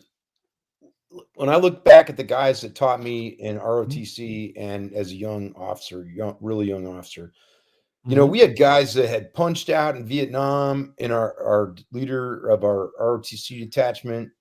And this guy, and by punched out, you mean boop. Yes. Yeah. And I didn't realize this till later, unfortunately, until after he had died in a car accident. The dude was the stogie smoking, beer drinking fighter pilot, like the definition of a fighter pilot, man. And he wasn't some big dude. He was like a Happy Boyington shit guy, but he had balls of fucking steel. And he would stand in front of us, and this guy survived punching out of an F4 in Vietnam with no parachute. What? That's awesome. I know. What? Wait, what did you just say? Yes. The story, you can look it up on the web. He oh my God. Went out of the plane at 450 knots at a couple hundred feet after he got hit by a missile or whatever. And he goes unconscious when he punches out, and he wakes up in the ejection seat, sliding on the floor of the jungle in Vietnam. And the ejection seat, because he had such a flat angle, like I guess the theory of how he survived is it's like skipping a rock. So because it was so flat, he was able to, the jungle canopy decelerated him enough that he could survive. And that guy is the guy that gave me my scholarship back so I could meet my ex-wife and have my 3 oldest kids. And I tell him all the time, I'm like, if this guy hadn't survived punching out without a parachute, you wouldn't exist. Yeah. That's crazy. That's I'd like to posit another theory for what you just told us. And that was God went, nope, not your time yet. Here. Yeah. That's like hand of God stuff right there. Yes. Survived an F4 ejection over canopy with no parachute. Wow. That is insane. Did you find it? Did you find the story? Jimmy, can you find it? Yep. Let me see if I can find it real quick. See if you can find that one. Meanwhile, this one Robert I wanted to make sure. His name. Hang on. Say Pull again. it up. Pull it up. You're saying this one you want to what? Yeah, I want to touch on this one before we get too close to the super chats here, because this is a big one, and fuck all you degenerates. Up to 1,000 transgender troops are being separated from the military in new Pentagon order. Good. Look, here's the deal. Pop and I have talked about this one before as well. You're not fit for duty. You're not deployable. You clearly have some mental issues that you need to work through. You clearly have a narcissistic personality disorder that requires everybody else to affirm who you are. You simply don't belong in the military. I'm sorry. If you're not deployable, you're a zero set. You're a zero sum gain for the military. I wish you the very best. I hope you succeed in life. The military is not for you. No, period. Yep. What was the name of that fighter pilot, Lieutenant? I put it in the chat on the studio chat. Robert Mock, M-O-C-K. Robert K. Hey, Mock. Jimmy, try not to call the colonel a lieutenant, though. It's all right. Sorry, I know. I'm just. It's the standard. I'm not up to speed on the other. It's the standard ration of shit, Jimmy. You're good. Don't worry about it, Jimmy. You're fine. Right. Yeah. I'm offended. Oh You know what, sir? Maybe you should just retire. Oh, wait. What are you going to do? That's awesome. I'm offended. That's fantastic. All right. So anyway, Pentagon will immediately be moving as many as 1,000 openly identifying transgender service members out of the military and give them 30 days to self-identify. Buoyed by Tuesday's Supreme Court decision allowing the Trump administration to enforce a ban on transgender individuals in the military, the Defense Department will begin going through medical records to identify others who haven't come forward. Again, you don't belong there. Yep. You have a mental disorder. I mean, it is what it is. I don't care if the left rewrote the book saying it's not. You obviously have a mental disorder. And I'm sorry, get the help you need, but serving in the military is not for you. It just is. Now, here's the thing, though. Here's what happened after that. Get this. They did tell them, quit playing fucking Mickey Mouse games and you can stay. Yeah. Which I'm okay with. Stop acting like a douchebag. Stop being a narcissistic prick. Stop with your fantasy shit and you can stay. Basically, they're saying unfuck yourself and you can stay, which is more than fair. Yep. And that was an interesting spin on the whole thing because, like I just expressed, I don't believe they should be there for a vast number of reasons. But call me whatever you want, istophobe, igot. I'm disinterested. It's the military. You don't have a right to be there. You volunteered. You conform to the standards of the military. I said this the other day on Twitter. When you join the military, they're not interested in your individualism. You are there for the needs of the Army. The Army is not there for your needs. And one of our drill sergeants said words exactly like that, and I bet they said it to Colonel and you, Pop, at some point. You're some version of you are here for the needs of the military. Correct. The military is not here for you. It's not a self-help organization. I mean, to be honest, when I came in at 17, I was a clusterfuck. And they literally just threw me in the blender and reformed me. And it is what it is. The rest is history. Yeah. Right. I mean, I agree completely, Pop. I've listened to you talk about this before, and it is a self-help place in a way, but that's not the purpose. It's like you might get chewed up and spit out, or you might be saved and made a better man, but you don't know until. Well, the Army of today will not reform you to be better. The Army that I came in 1986, they're literally like, well, this is what we got. We got to do our best with you. So, we're going to fucking crush you until you uncrush.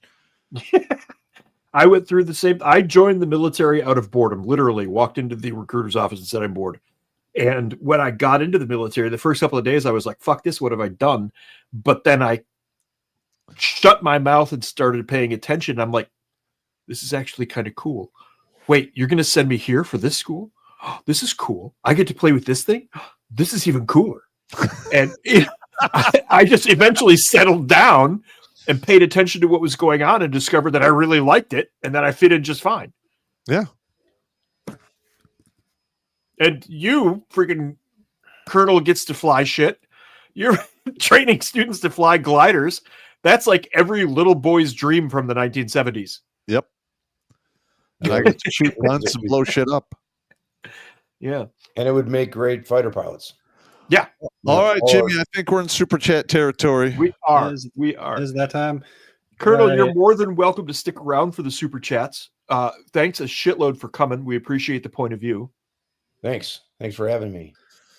And if you haven't seen the show before, well, this is where things get a little dicey, interesting. I'll stay for a little bit. I gotta see the Pop the Disco Singers video at least once. Oh, here we go. Here we go. We'll just go ahead and give it to you there, and then rip the Band-Aid off, baby. That's right, baby. You know what time it is. It's super chat time. Time to get super funky.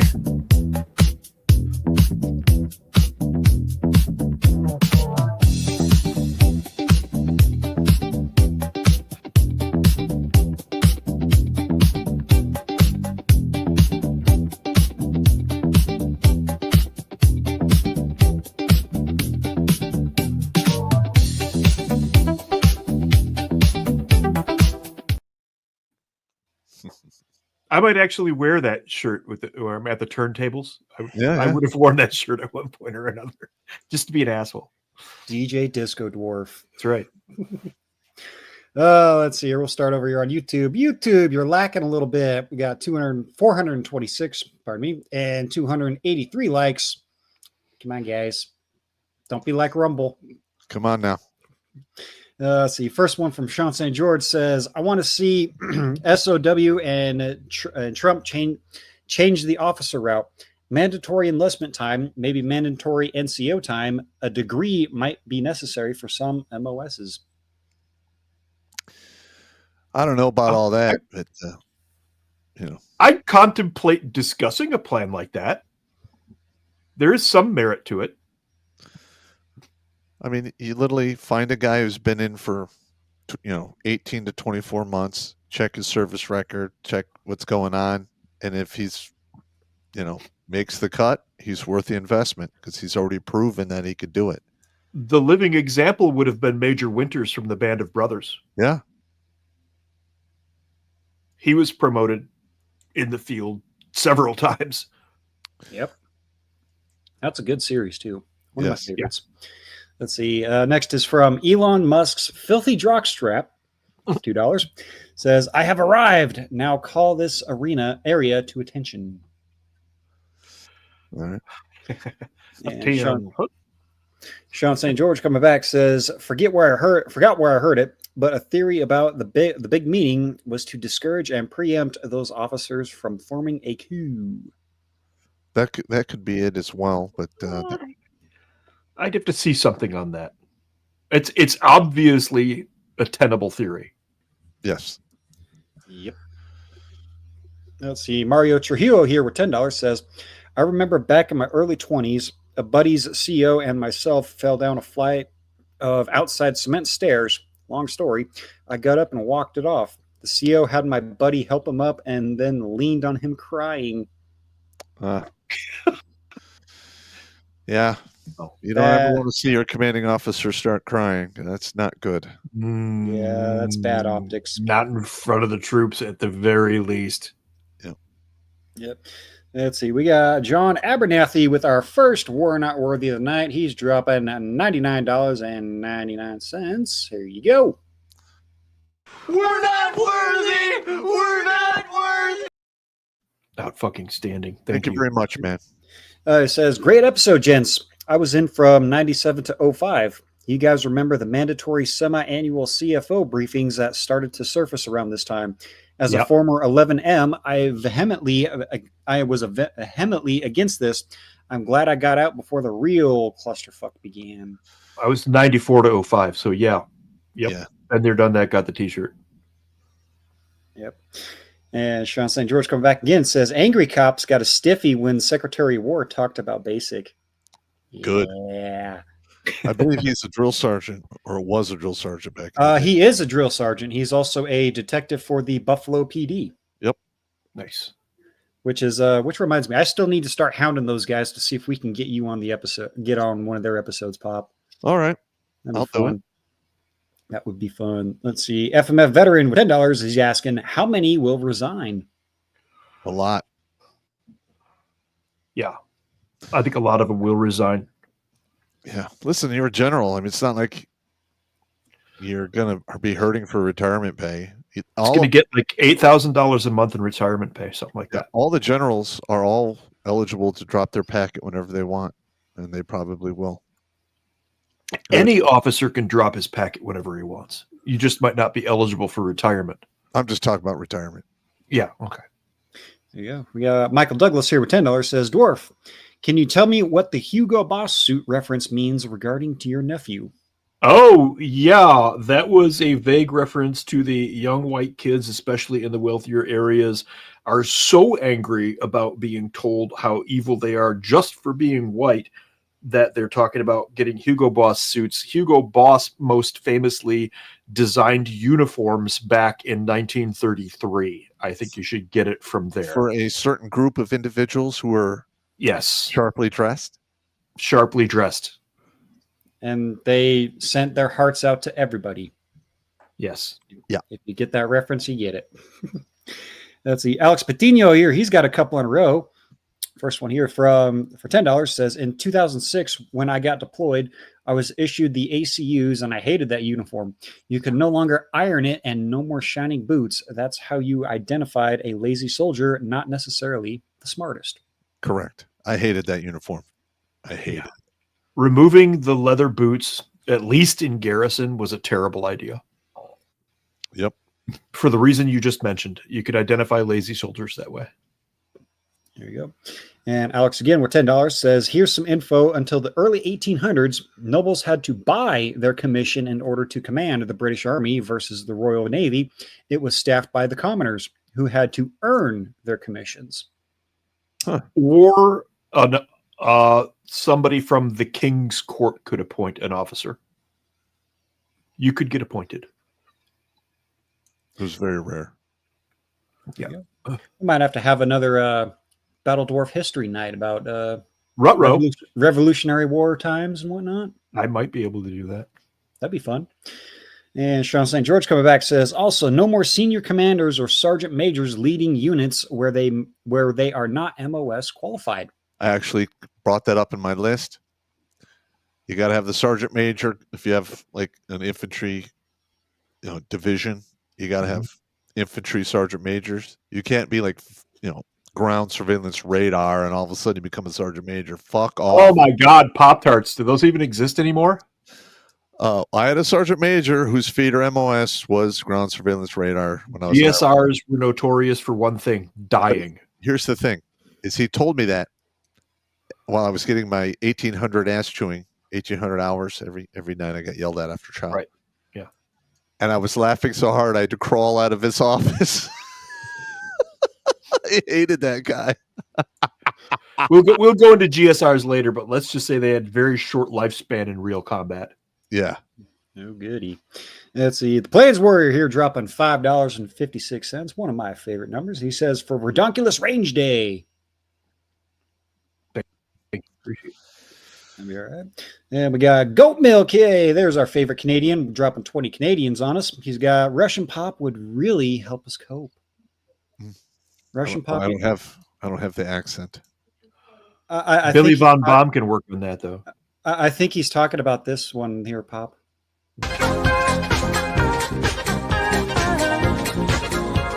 Woo!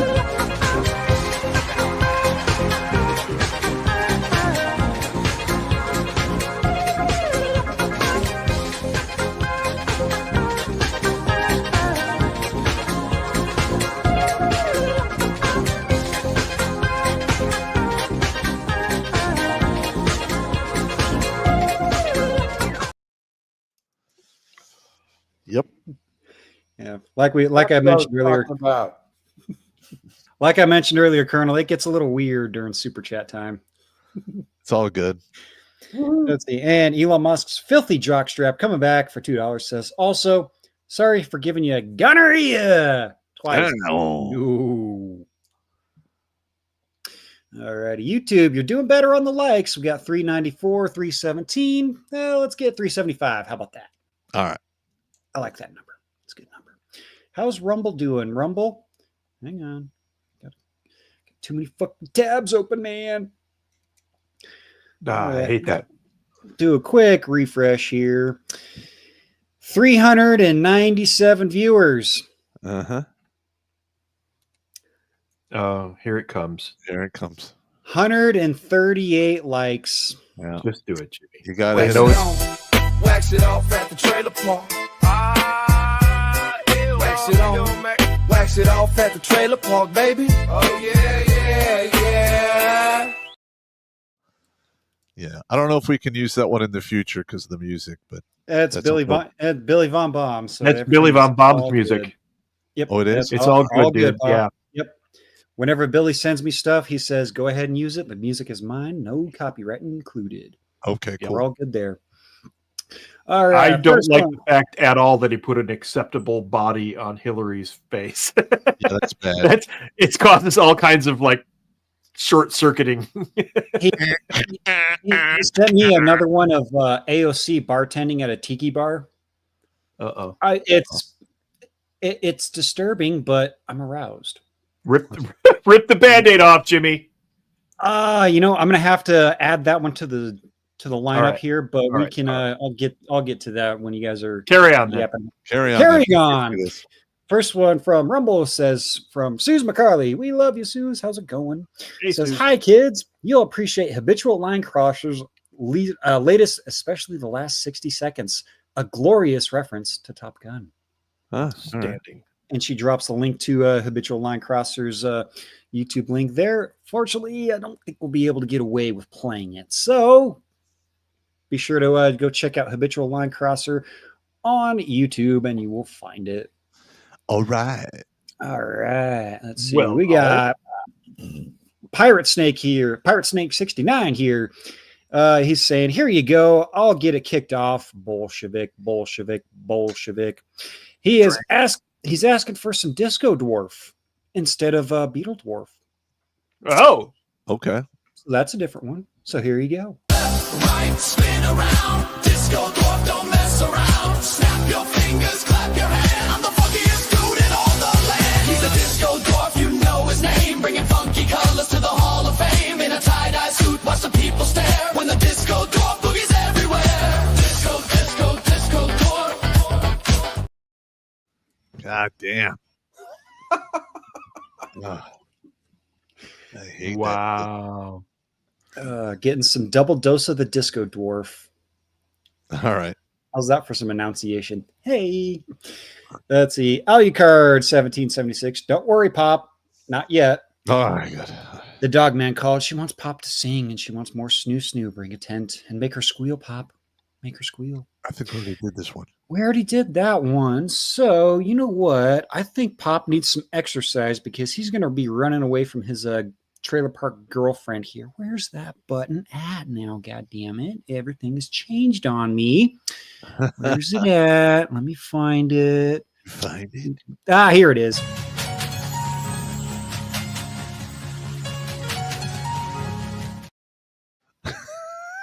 So horrible.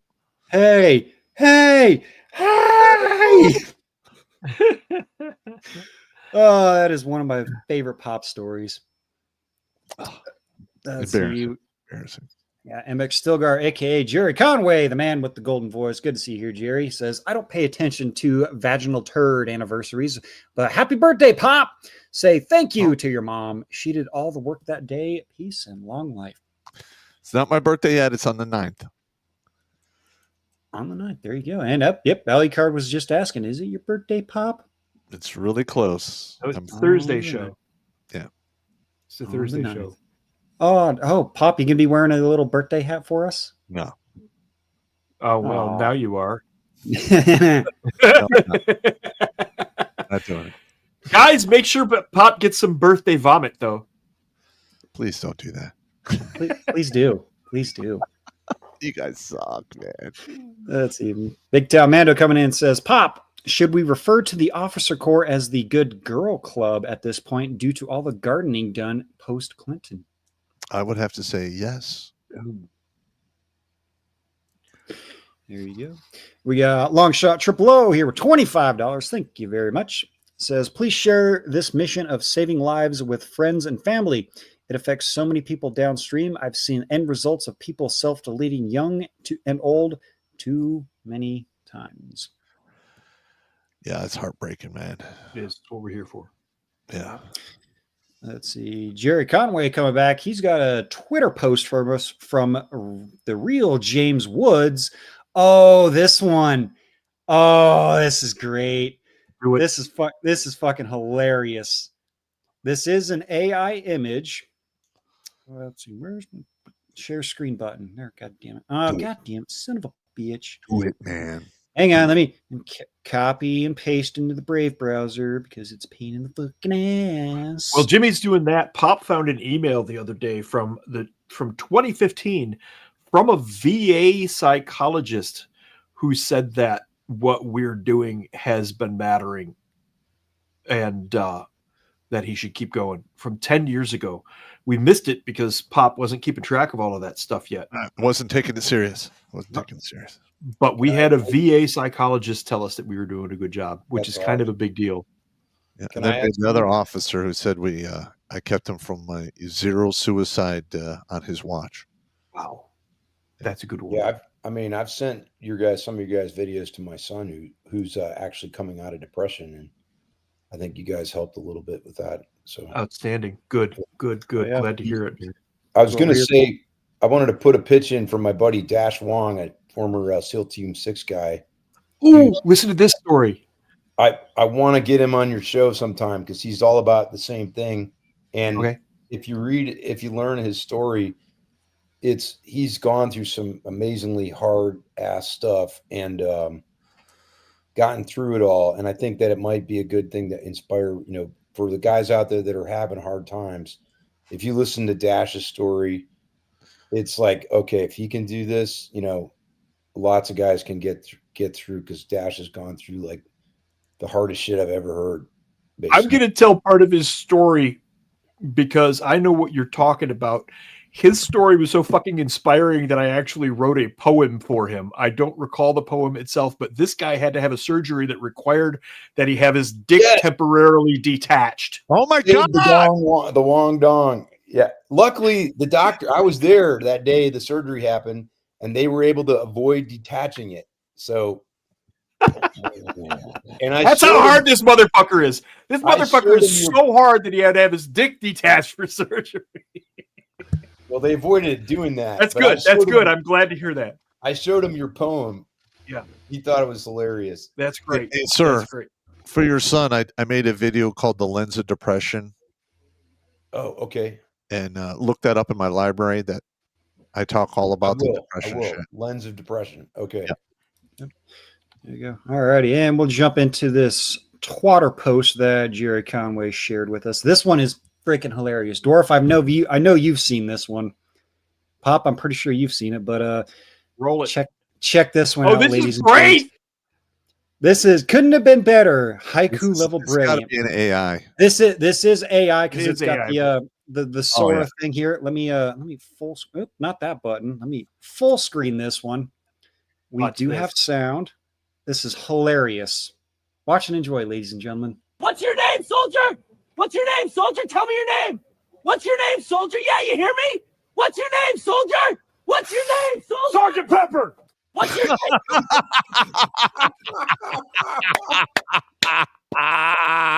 That's genius. That's nice. Fucking Sergeant I saw that and I'm like, this can't be real, is it? Yeah. And then I saw the watermark and I'm like, God damn it, why has it got to be AI? I wanted it to be real. You can't spray I know. pepper spray that close. It gets on you. You eat it too, yeah. Yeah. All righty. Let's see. We'll move on here. 68 Barracuda says, if you join the Flintstones, you'll have a gay old time. Oh, yeah. That is the lyric. It is. It is. Yep.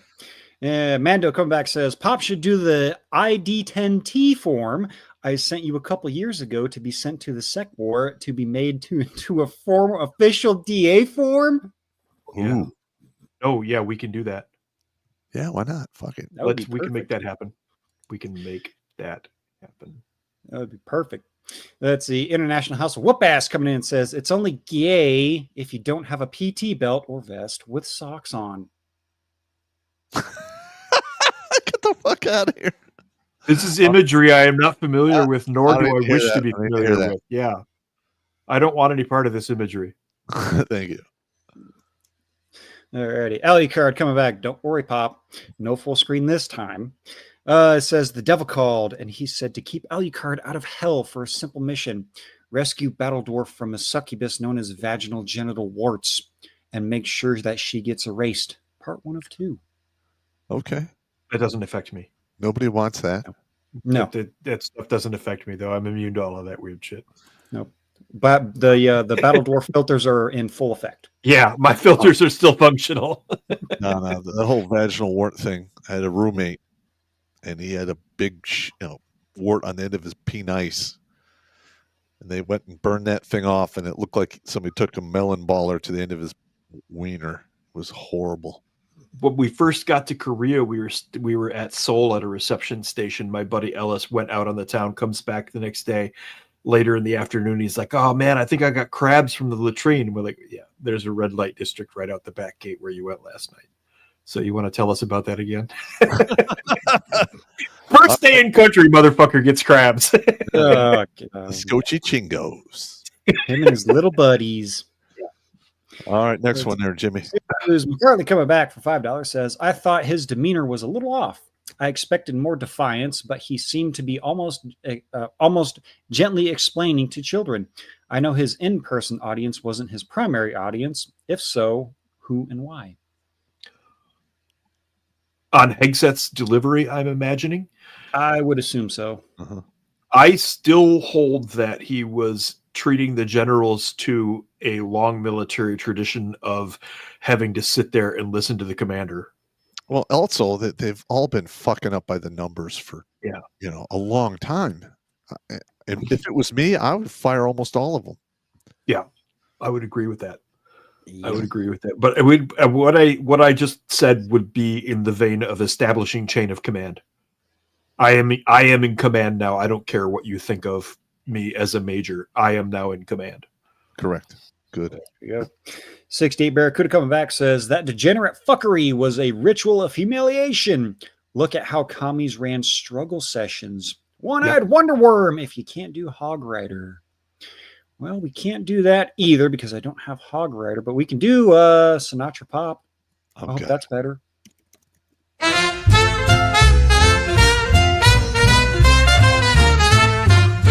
There's a man they call Pop, and he can't be stopped. When he sees a Pringles can, he always takes squat.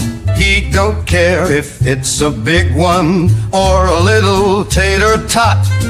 If it looks like a Pringles can, then he's gonna take a shot. He don't put Pringles in the can, he puts poop. He puts poop and sends them out across the land to folks like me and you. Some say Pop is full of crap, but he don't give a hoot. If it looks like a Pringles can, he's gonna fill it full of poop. He's got a way of doing business, a funny kind of job. He sends Pringles can full of poop delivered to your doorstep. And though you may not ask for it, you'll receive a surprise. Pop sent you a Pringles can full of poop. With a push he did plop.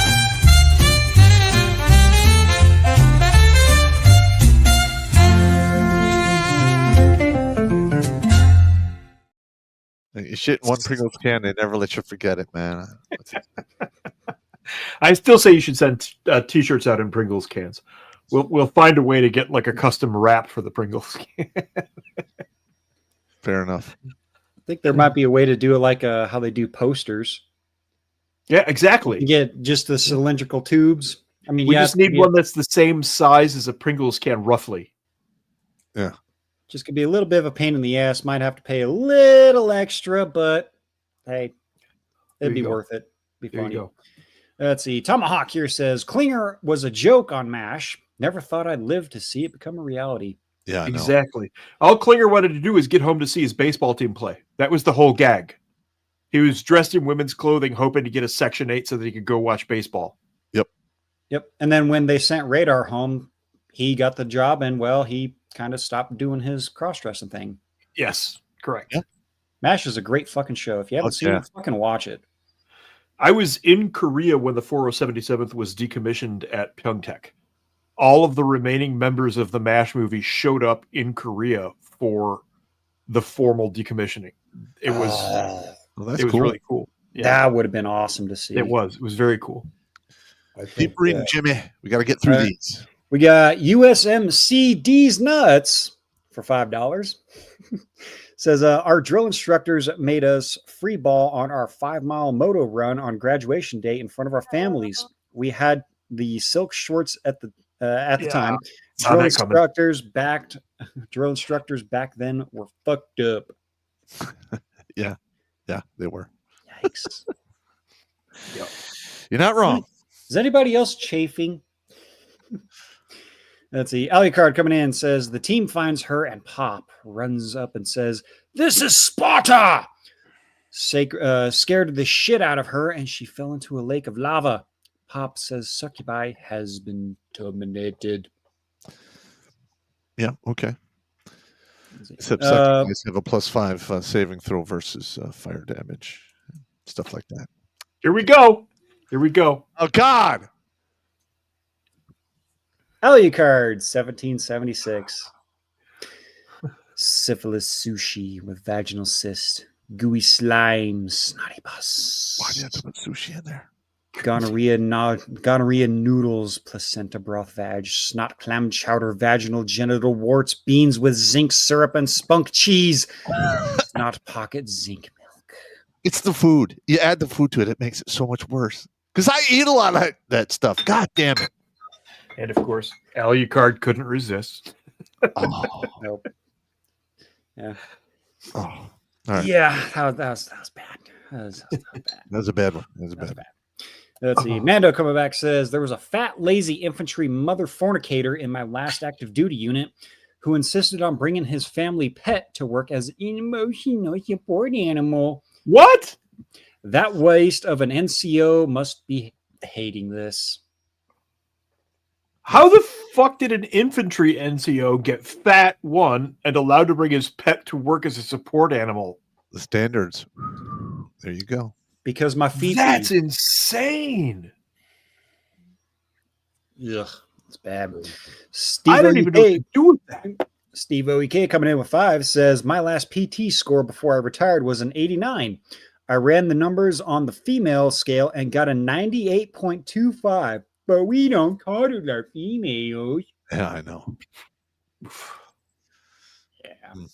International House Whoop Ass coming in says, my last NG unit I was in, they promoted females over me that couldn't do anything. I trained them in all equipment. Then they left the unit. When I asked my command about me, they threw me aside. Yep. Pop, you saw that. Shocker. You want to smell it? And International House of Whoop Ass coming back says, I was no PT stud. I couldn't run because back then I didn't know I had burnt lungs. I passed my push-ups and sit-ups at standard, but when a female just needed 5 push-ups and barely any sit-ups, I'm sure he continues. It says, let's see, but when it was time for the hard missions, the back-breaking labor, they got shit done, or we are black in the mission readiness. I was the only one that they got. I was an E4 that was basically an E6. I've seen that before. Yeah, that's not uncommon. I was that E4. Yeah. We also had a guy who would show up for a PT test with a Marlboro Red in his face, put it out, do the PT test, run I think like a 10:13 on the 2 mile, and then light up a Marlboro Red at the end of the run. And we hated that motherfucker. Yeah, everyone hates that guy. You know what? One thing I was going to say before we finished was that one of the coolest points in the Hegseth speech, I thought, was when he said, we're going to end the war on warriors. Yeah, good. Yeah. To me, I was like, that was my entire Air Force career. There was a war on warriors, like constantly being told like we weren't special because we're pilots. And it's like, yeah, we're the dudes that are out putting our asses on the line. You know, I mean, I'm not trying to toot our horn, but it's like, just like you guys, the grunts out there slogging in the mud, doing it. It's like the military has to celebrate the heroes, has to celebrate the warriors, the dudes that do the hardest job. And I thought Hegseth was my favorite line in the whole deal. Yep.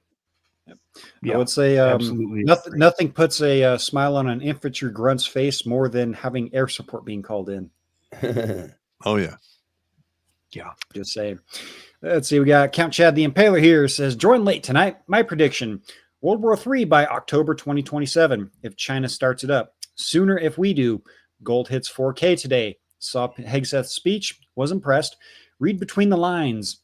Wars are coming. Yep. All over your face, back, neck, and thighs. Let's just hope that's not true. Let's not. Yeah. Well, I mean, we say it all the time. Nobody wants that shit. All right. Continue on. Captain Chad coming back says, furloughed Army civilian computer programmer, former former Navy sonar tech, decided to finish 6th and final draft by Thursday of my first sci-fi book I will publish. All right. Wasting my furloughed time. Nice. Excellent. Let's see. USMC D's Nuts coming back. That's starting to become one of my other favorite screen names here. It says, tried to join the Army and the recruiter was being a dick and lying to me, so I joined the Marines instead. Sadly, the Marines don't do anything with you after training. Army has so many more options. That's absolutely correct. Yeah. Yeah. You want to go to additional schools, you either make force recon or re-enlist for it. Yeah. You're fucked if you don't. Yeah. Let's see. Tomahawk coming in for $5 says, First Lieutenant Shalandawana Kawilwala reporting for duty, sirs. Okay. I've heard that name a few times. There's a lot of syllables, a lot of verbs, or a lot of consonants and vowels in that name. So I'm sure I butchered it, and I don't care. Okay, where were we? Carry on. Carrying on. We got Ali Card come back, says, Kevin, your succubi girlfriend called. She wants you. Have fun. Kevin's single, bro. Didn't I explain to you Kevin's whole backstory and whatnot? Apparently not. Kevin's my night terror demon there, Colonel. He's a good dude. Let's see. Mando coming back says, be nice to Jimbo. He's just a dirty civvy. It's not like he makes out with Oprah or, oh, wait, there's a video. Oh, God damn it. Son of a bitch. She told me the fucking camera was off. What the hell? God damn it. They always say that. They always say that. God damn it. Where's that? God damn it. God damn it. Oh, yep, there it is. Oh, sugar. I hate seeing that one. Son of a bitch. You're not even in it, Pop. Why do you hate it? I just can't stand it. Let's see. Professor Blake Pooh Ass Blaster 3000 coming in says, hey, Pop, question. I have a friend that is simping over a girl he has not met face to face, but only online. Stuff. What? Apparently, this chick has too much problems. Should I let him learn the hard way? No. Send him my videos. Cut away. Cut away. Needs to cut away from that shit. Maybe a knife hand video needs to be recorded from the former NCO to be sent to this gentleman. All right. That looks like I might do a video called Sight Unseen. Yeah. Yeah. That'd be a good one. All right. Let's see. We got Professor Blake Pooh Ass Blaster coming back. Says, also, this chick just likes him as a big brother. And I told him it was a bad idea. Yeah, don't do that. I only like you as my brother. Yeah. Cut away. Cut away now. Cut away. She's Cut away. just using it for resources, and then she's going to gouge out your fucking heart through your asshole. Yep. And speaking of getting gouged out your asshole, have some singing, Blake. We did have a request for singing Pop. You guys are jackasses. Always want to watch the same shit over and over again. Pick new videos. Look at me, I wanna be the captain of the sea. About time. The poop that came from me, I'd rather steer us to debauchery. Careful what you ask for, video guy. Careful what you ask for. All right. Yeah, we've got USMC D's Nuts again coming back. Says, if you can't decide if you're a man or a woman, then you shouldn't be able to decide who's an enemy or an ally, let alone who lives or who dies. Fuck yeah. Yep. Amen. Might have to make that a tweet or something. And 68 Barracuda coming in says, do you gentlemen think it'd be a good idea to institute IQ tests and kick out everyone below a certain threshold? Yes. That used to be the ASVAB. Correct. Well, we can't do that now because we would be considered, racisms and all that. I know. Istophobe, igotist, whatever. Bring back the IQ test. There's just too many idiots in there. Yeah. Too many ID10Ts. Mm-hmm. Yep. And Tomahawk coming in says, LT Johnson, my 17-year-old grandson wants to join the Air Force. Any advice you would give him? What's the question about at the Air Force?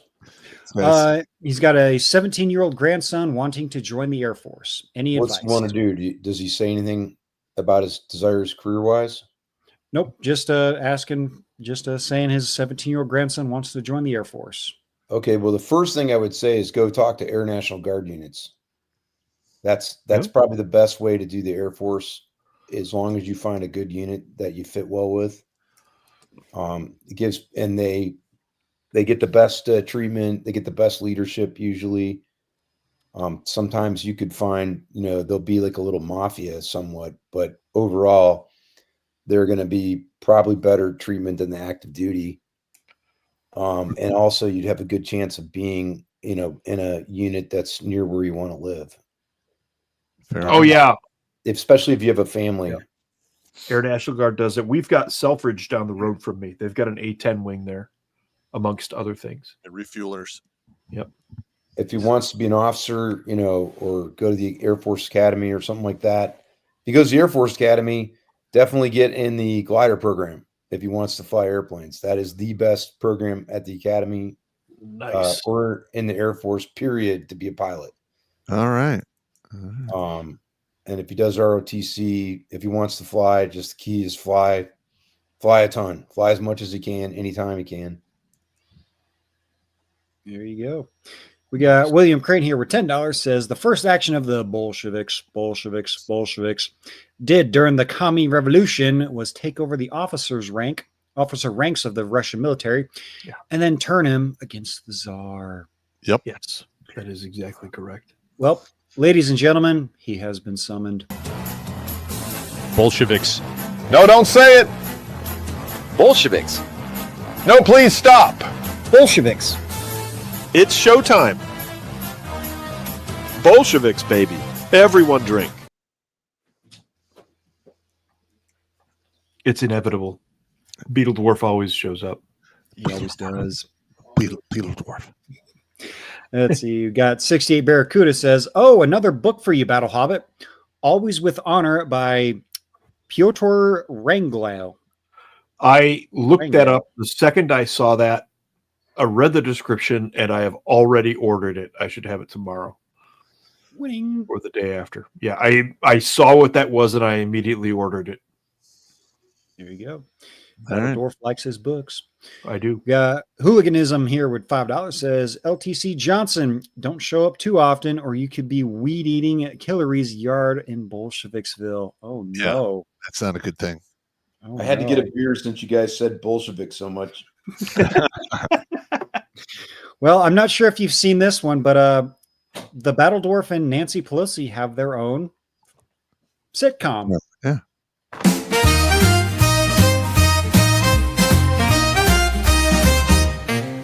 In Bolsheviksville, where the sun shines bright, live Dwarf and Nance, what a charming sight. With Sandy the maid and Pop dropping by, and Hillary's antics that'll make you sigh. Oh, Dwarf and Nance, they've got it made, with laughter, love, and a living maid. From morning toast to an evening dance, it's always a hoot with Dwarf and Nance.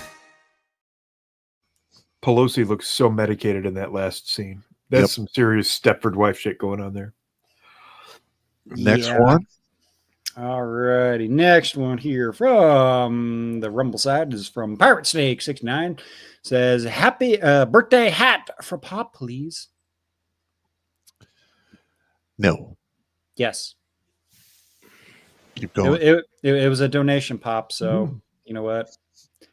Okay. Susan McCarley coming in. Oh. She has a counter offer for $5. If Pop wears the birthday hat, no vomit videos or stories.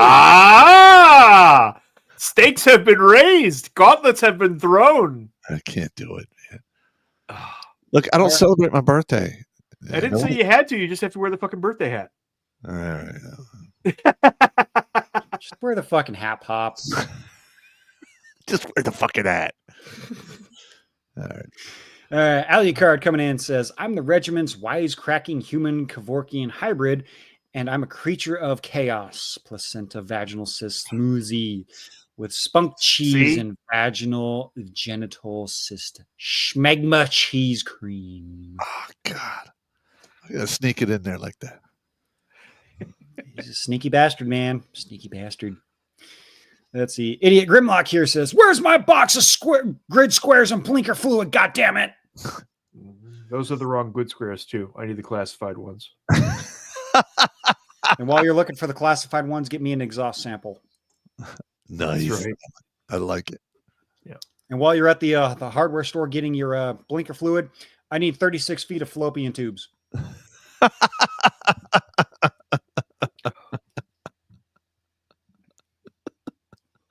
That's awesome.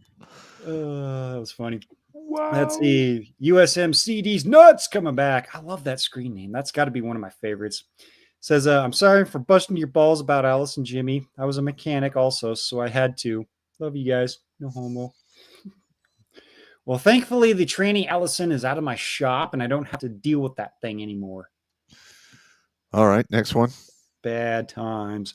Let's see here. That looks like it covers all of the Rumble chats. We did have a few more come in on the YouTube side. Let me jump back there. We got Good Wrench here with $10. That's a new name there. Good to see you there, good sir. No comment there. And Alex Patino coming back. Good sir. Good to see you, man. Says from 2012 to 2014, I had a platoon sergeant. He would let us do release runs. It was a 5-mile run in Harmony Church, Fort Benning, and he would let us go for 10 minutes, and then would catch up to everyone and arrive first. I hate those guys. Captain Fehrenbach. We had one of those. Guy named Captain Fehrenbach. Yep. You always have that one dude that just runs like the those wind. fuckers. Yeah. Fast. There you go. Let's see here. We got a couple more here. Says Mando coming back says, "Who has 100 meters of flight line?" Anyone? Yeah, we've heard all that shit. Yep. Hey, I gotta dime our colonel out here because he's over here on Signal messaging going, "What are Ranger panties?"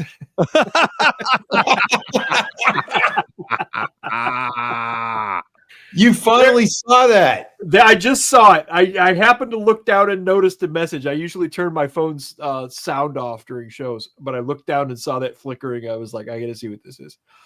And PT shorts, but they're like, short.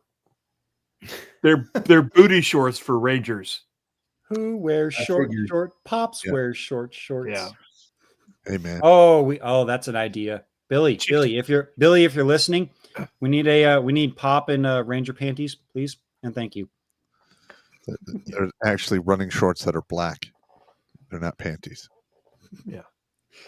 Let's see. Alicard, he's asking, did I scare our guest, Pop? No. Or scar our guest? No. You might have scarred him, but you didn't scare him. He's resilient. Yeah, he'll be fine. He'll be all right. He'll be fine. He'll be fine. What could go wrong? Nobody's gonna die. Nope. He'll be fine. Let's see. And Two Gas, he's asking, who lost the button for the long format of Box Wine of Catland? It's never been lost. I have it right here, man.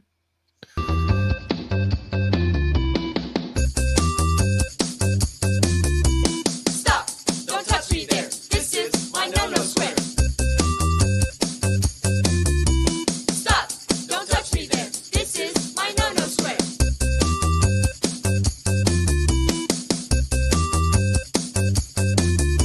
Stop! All right. All righty, ladies and gentlemen, this is last call for super chats because I know there's going to be a sneaky bastard or two. We got a sneaky bastard on YouTube. Did you cover the ones on Big Towel? Nope, not yet. I was getting there, but you bastards. Elon Musk's filthy jockstrap coming back. Said bold-face hand grips, raised triggers, squeezed. All righty, last call, you sneaky bastards. Let's get through these. Oh, excuse me. Over on the MGTOW side of things, we got Dark Mad Dog 21 coming in. Says, hello, Pop. Sending an email with my handle on it. I am okay right now. I am back from my eye stuff for every year for my eyes to get checked for deterioration vision due to high eye pressure. Yeah, that's a bad one, man. Oh, glaucoma. Found out today I have double vision in each eye, but worse in the right eye, slightly blurrier. I am now referred to a bigger, fancier hospital to see if my left eye weakness, my left eye drift, and after efforts or fatigue is neurological or muscular due to cerebral palsy. The hospital carnival never ends. God damn it. Wow, man. Wow, we wish you the best for sure. Listen, man, you got to get yourself lion's mane mushroom extract. That shit helps you keep your nerves and helps you regenerate nerves. If you have cerebral palsy, it's a nerve issue. You need to get your hands on that shit. There you go. Send him an email there, Dark Mad Dog, and Pop will hook you up with some supplements. Trust me, I know. Let's see. We got Crazy Uncle here coming in with 5. He says, it is said that an officer is the first one out of the plane, airborne, to provide motivation and inspiration. I believe that as much as I believe that Hillary is innocent. In truth, next to the door is the safest place to be. If the plane gets hit and the officer can hit the silk before the pilots even eject. If an officer tells you anything, just assume it's complete Bolshevik. Absolutely correct. And I'm going to be honest, I have really never seen my platoon leader or company commander be the first one out the door. Never seen it. No. Even in combat, he wasn't there. And Battledorf, can you say the magic word for us, please? Bolshevik. Bolsheviks. Drink. Everyone drinks. Everyone. Cheers. Let's see. We got Mig Tyrone here dropping 5. Says, evening, gents. Coach Greg Adams the other day talked about Steph Curry's ungrateful wife, Aisha, crying because she didn't ask to be the wife of a great NBA player and feels she can't be her true self. It's very clear that Aisha wants them in the streets. So she wants to break out of her marriage, prison, and escape onto Highway 304. Pop at Highway 304 to Box Wine and Catland. No. Thanks to CGA. Yeah, no, Highway 304. Yeah. Highway 304. It's a big old loop. Yep. Okay. Let's see. Dark Mad Dog coming back says, by the way, Pop and Blake, with a good army, you can invade Canada for being an actual national security threat allied with China and actually sending criminals, drugs, and illegals to the U.S. and is becoming the new USSR Canada style since Trudeau day one. I expect a revolution eventually by a small population over time, but so many are brainwashed by the media, I think it will never happen. Most who voted for liberals and are boomers and millennials, by the way. Actually, if Canada loses just one province, if they have that vote and they leave, Canada is done. Yeah. Well, from my research and understanding, starting next year, it doesn't matter what kind of gun you own or have or are legally owned to own in Canada. They're going to come and confiscate it to you. Yeah. Look at the perfect example is Europe. Yeah. All right. We know. We know. It's Take bad. the guns and then people Carry on. Carry on. Carrying on. We got Moisture Patrol here says, be right back. Getting my Komodo dragon comfort animal. Okay. If you say so. There you go. Oh no. Oh no. Oh no. Dark Mad Dog. Alucard. I'm better at making Pop puke than you. I challenge you. Pop is eating. Oh, hang on. I got to put Pop full screen for this one. This one's a bit of a novel, but I'll get through it quick. Pop is eating eggs for breakfast. As he cooks them, they turn black with a foul odor. The eggs burn, and you see in the horror that they were eating the slime eggs, who taste so good you never noticed. The eggs open, revealing gonorrhea, pustules, and worms of zinc noodles oozing out and getting fried with the egg. You wake up screaming from your nightmare and find the slime girl sleeping next to you. The slime girl. Well, it's better than the slime girl making eggs, and then all of a sudden you got, you're eating your eggs, and all of a sudden she says, "Oh, I like the special ingredient." What was the special ingredient? Earthworm Jim. You guys are wrong, man. Yeah, that's fucked up. Wrong with you. I know. You guys are wrong. Let's see. And Dark Mad Dog sent in an email. I will take a look at that right quick, fast, and in a hurry here in a second. Let me pull up the email here because I closed it out because it was being a pain in the ass earlier. Let me open that up. Before we open that up, let's see here. We'll jump over to the Odyssey side. I got to do a quick refresh, see if anyone did any donations over there. Yeah. Does not look like it. Looks like Rumble did 4 more though. Nah. Are they duplicates? Because that does happen towards the end. No, this one starts with sneaky. Sneaky. All righty. Well, we got 4 watching over on D Live. No lemons over there. Let me open up the Twatosphere. We got 87 views over there. Alrighty. All right. Here. Not bad. We got to work on that Twitter thing. Did Twitter. Let's see. Dark Mad Dog. I scrolled through your email there. We'll have to save that for another day. I do appreciate the the images at the end. They have nice boobies there. Those are very nice. Very nice. I nice like. tatas. Yes, nice tatas. Very nice. I like. Alrighty, you sneaky bastards over on Rumble, you fuckers. We're gonna have to make a last call button. Let's see. Professor Blake Pooh Ass Blaster come back says, "Hey Pop, if you wear the hat for your birthday, change out your toupee." I don't have a toupee, man. I have hair. It just looks like he doesn't have a toupee. He just dyes his hair like a girl. Yeah, I do. I'm cool with it too. That's fine. There's the way that the hair chemicals work. It won't get into Pop's brain because Pop's brain is already broken. Yes, it is. Let's see. Tomahawk here coming in says, "Sneaky.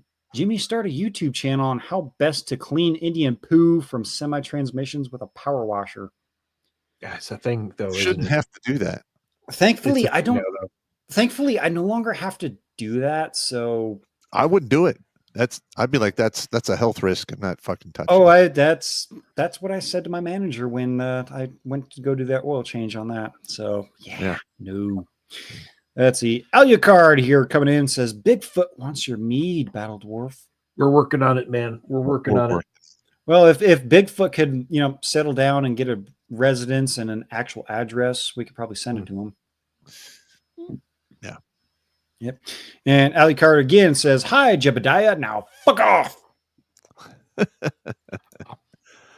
All right. We caught up? Let's see. We got 3 more on the Rumble side. Rumble, you're cut off. Take 30. We got to get these guys to bed. All right. Let's see. Jackal the Emperor coming in. Good to see you. Jackal says, "Pop, I recommend you take Otesso FX to help you repair that pelvis after your doggy man girlfriend crushes you with her gigantic hairy ass cheeks. So much fur." Munging. Okay. Stop. That's horrible. Alrighty. And Alucard, he is saying challenge accepted. I believe that goes to, where was that from? That was from Dark Mad Dog. Challenge accepted. Oh, God. I remember that YouTube video from Pop. That was funny. And Hooliganism, last one of the night, says, "I've taken 6 breaks. Pop must be using an Amazon piss bottle." Actually, I didn't take my blood pressure meds. My blood pressure was good all day, so I only take it when it gets a little higher. There you go. All righty. One cash apps here. Yep. Go through the cash apps there, Pop. All right. We've got Susie McCarley for 30 for winning, but stay strapped. Okay. Thanks, HBC for $5. Thank you. Thank you very much. And we've got Rural Man Life Enterprises. Let me see what he sent in. For $50, there's only men that live and men that die in war. Yep. There you go. Thank you very much. This one's for you. Thanks for your support.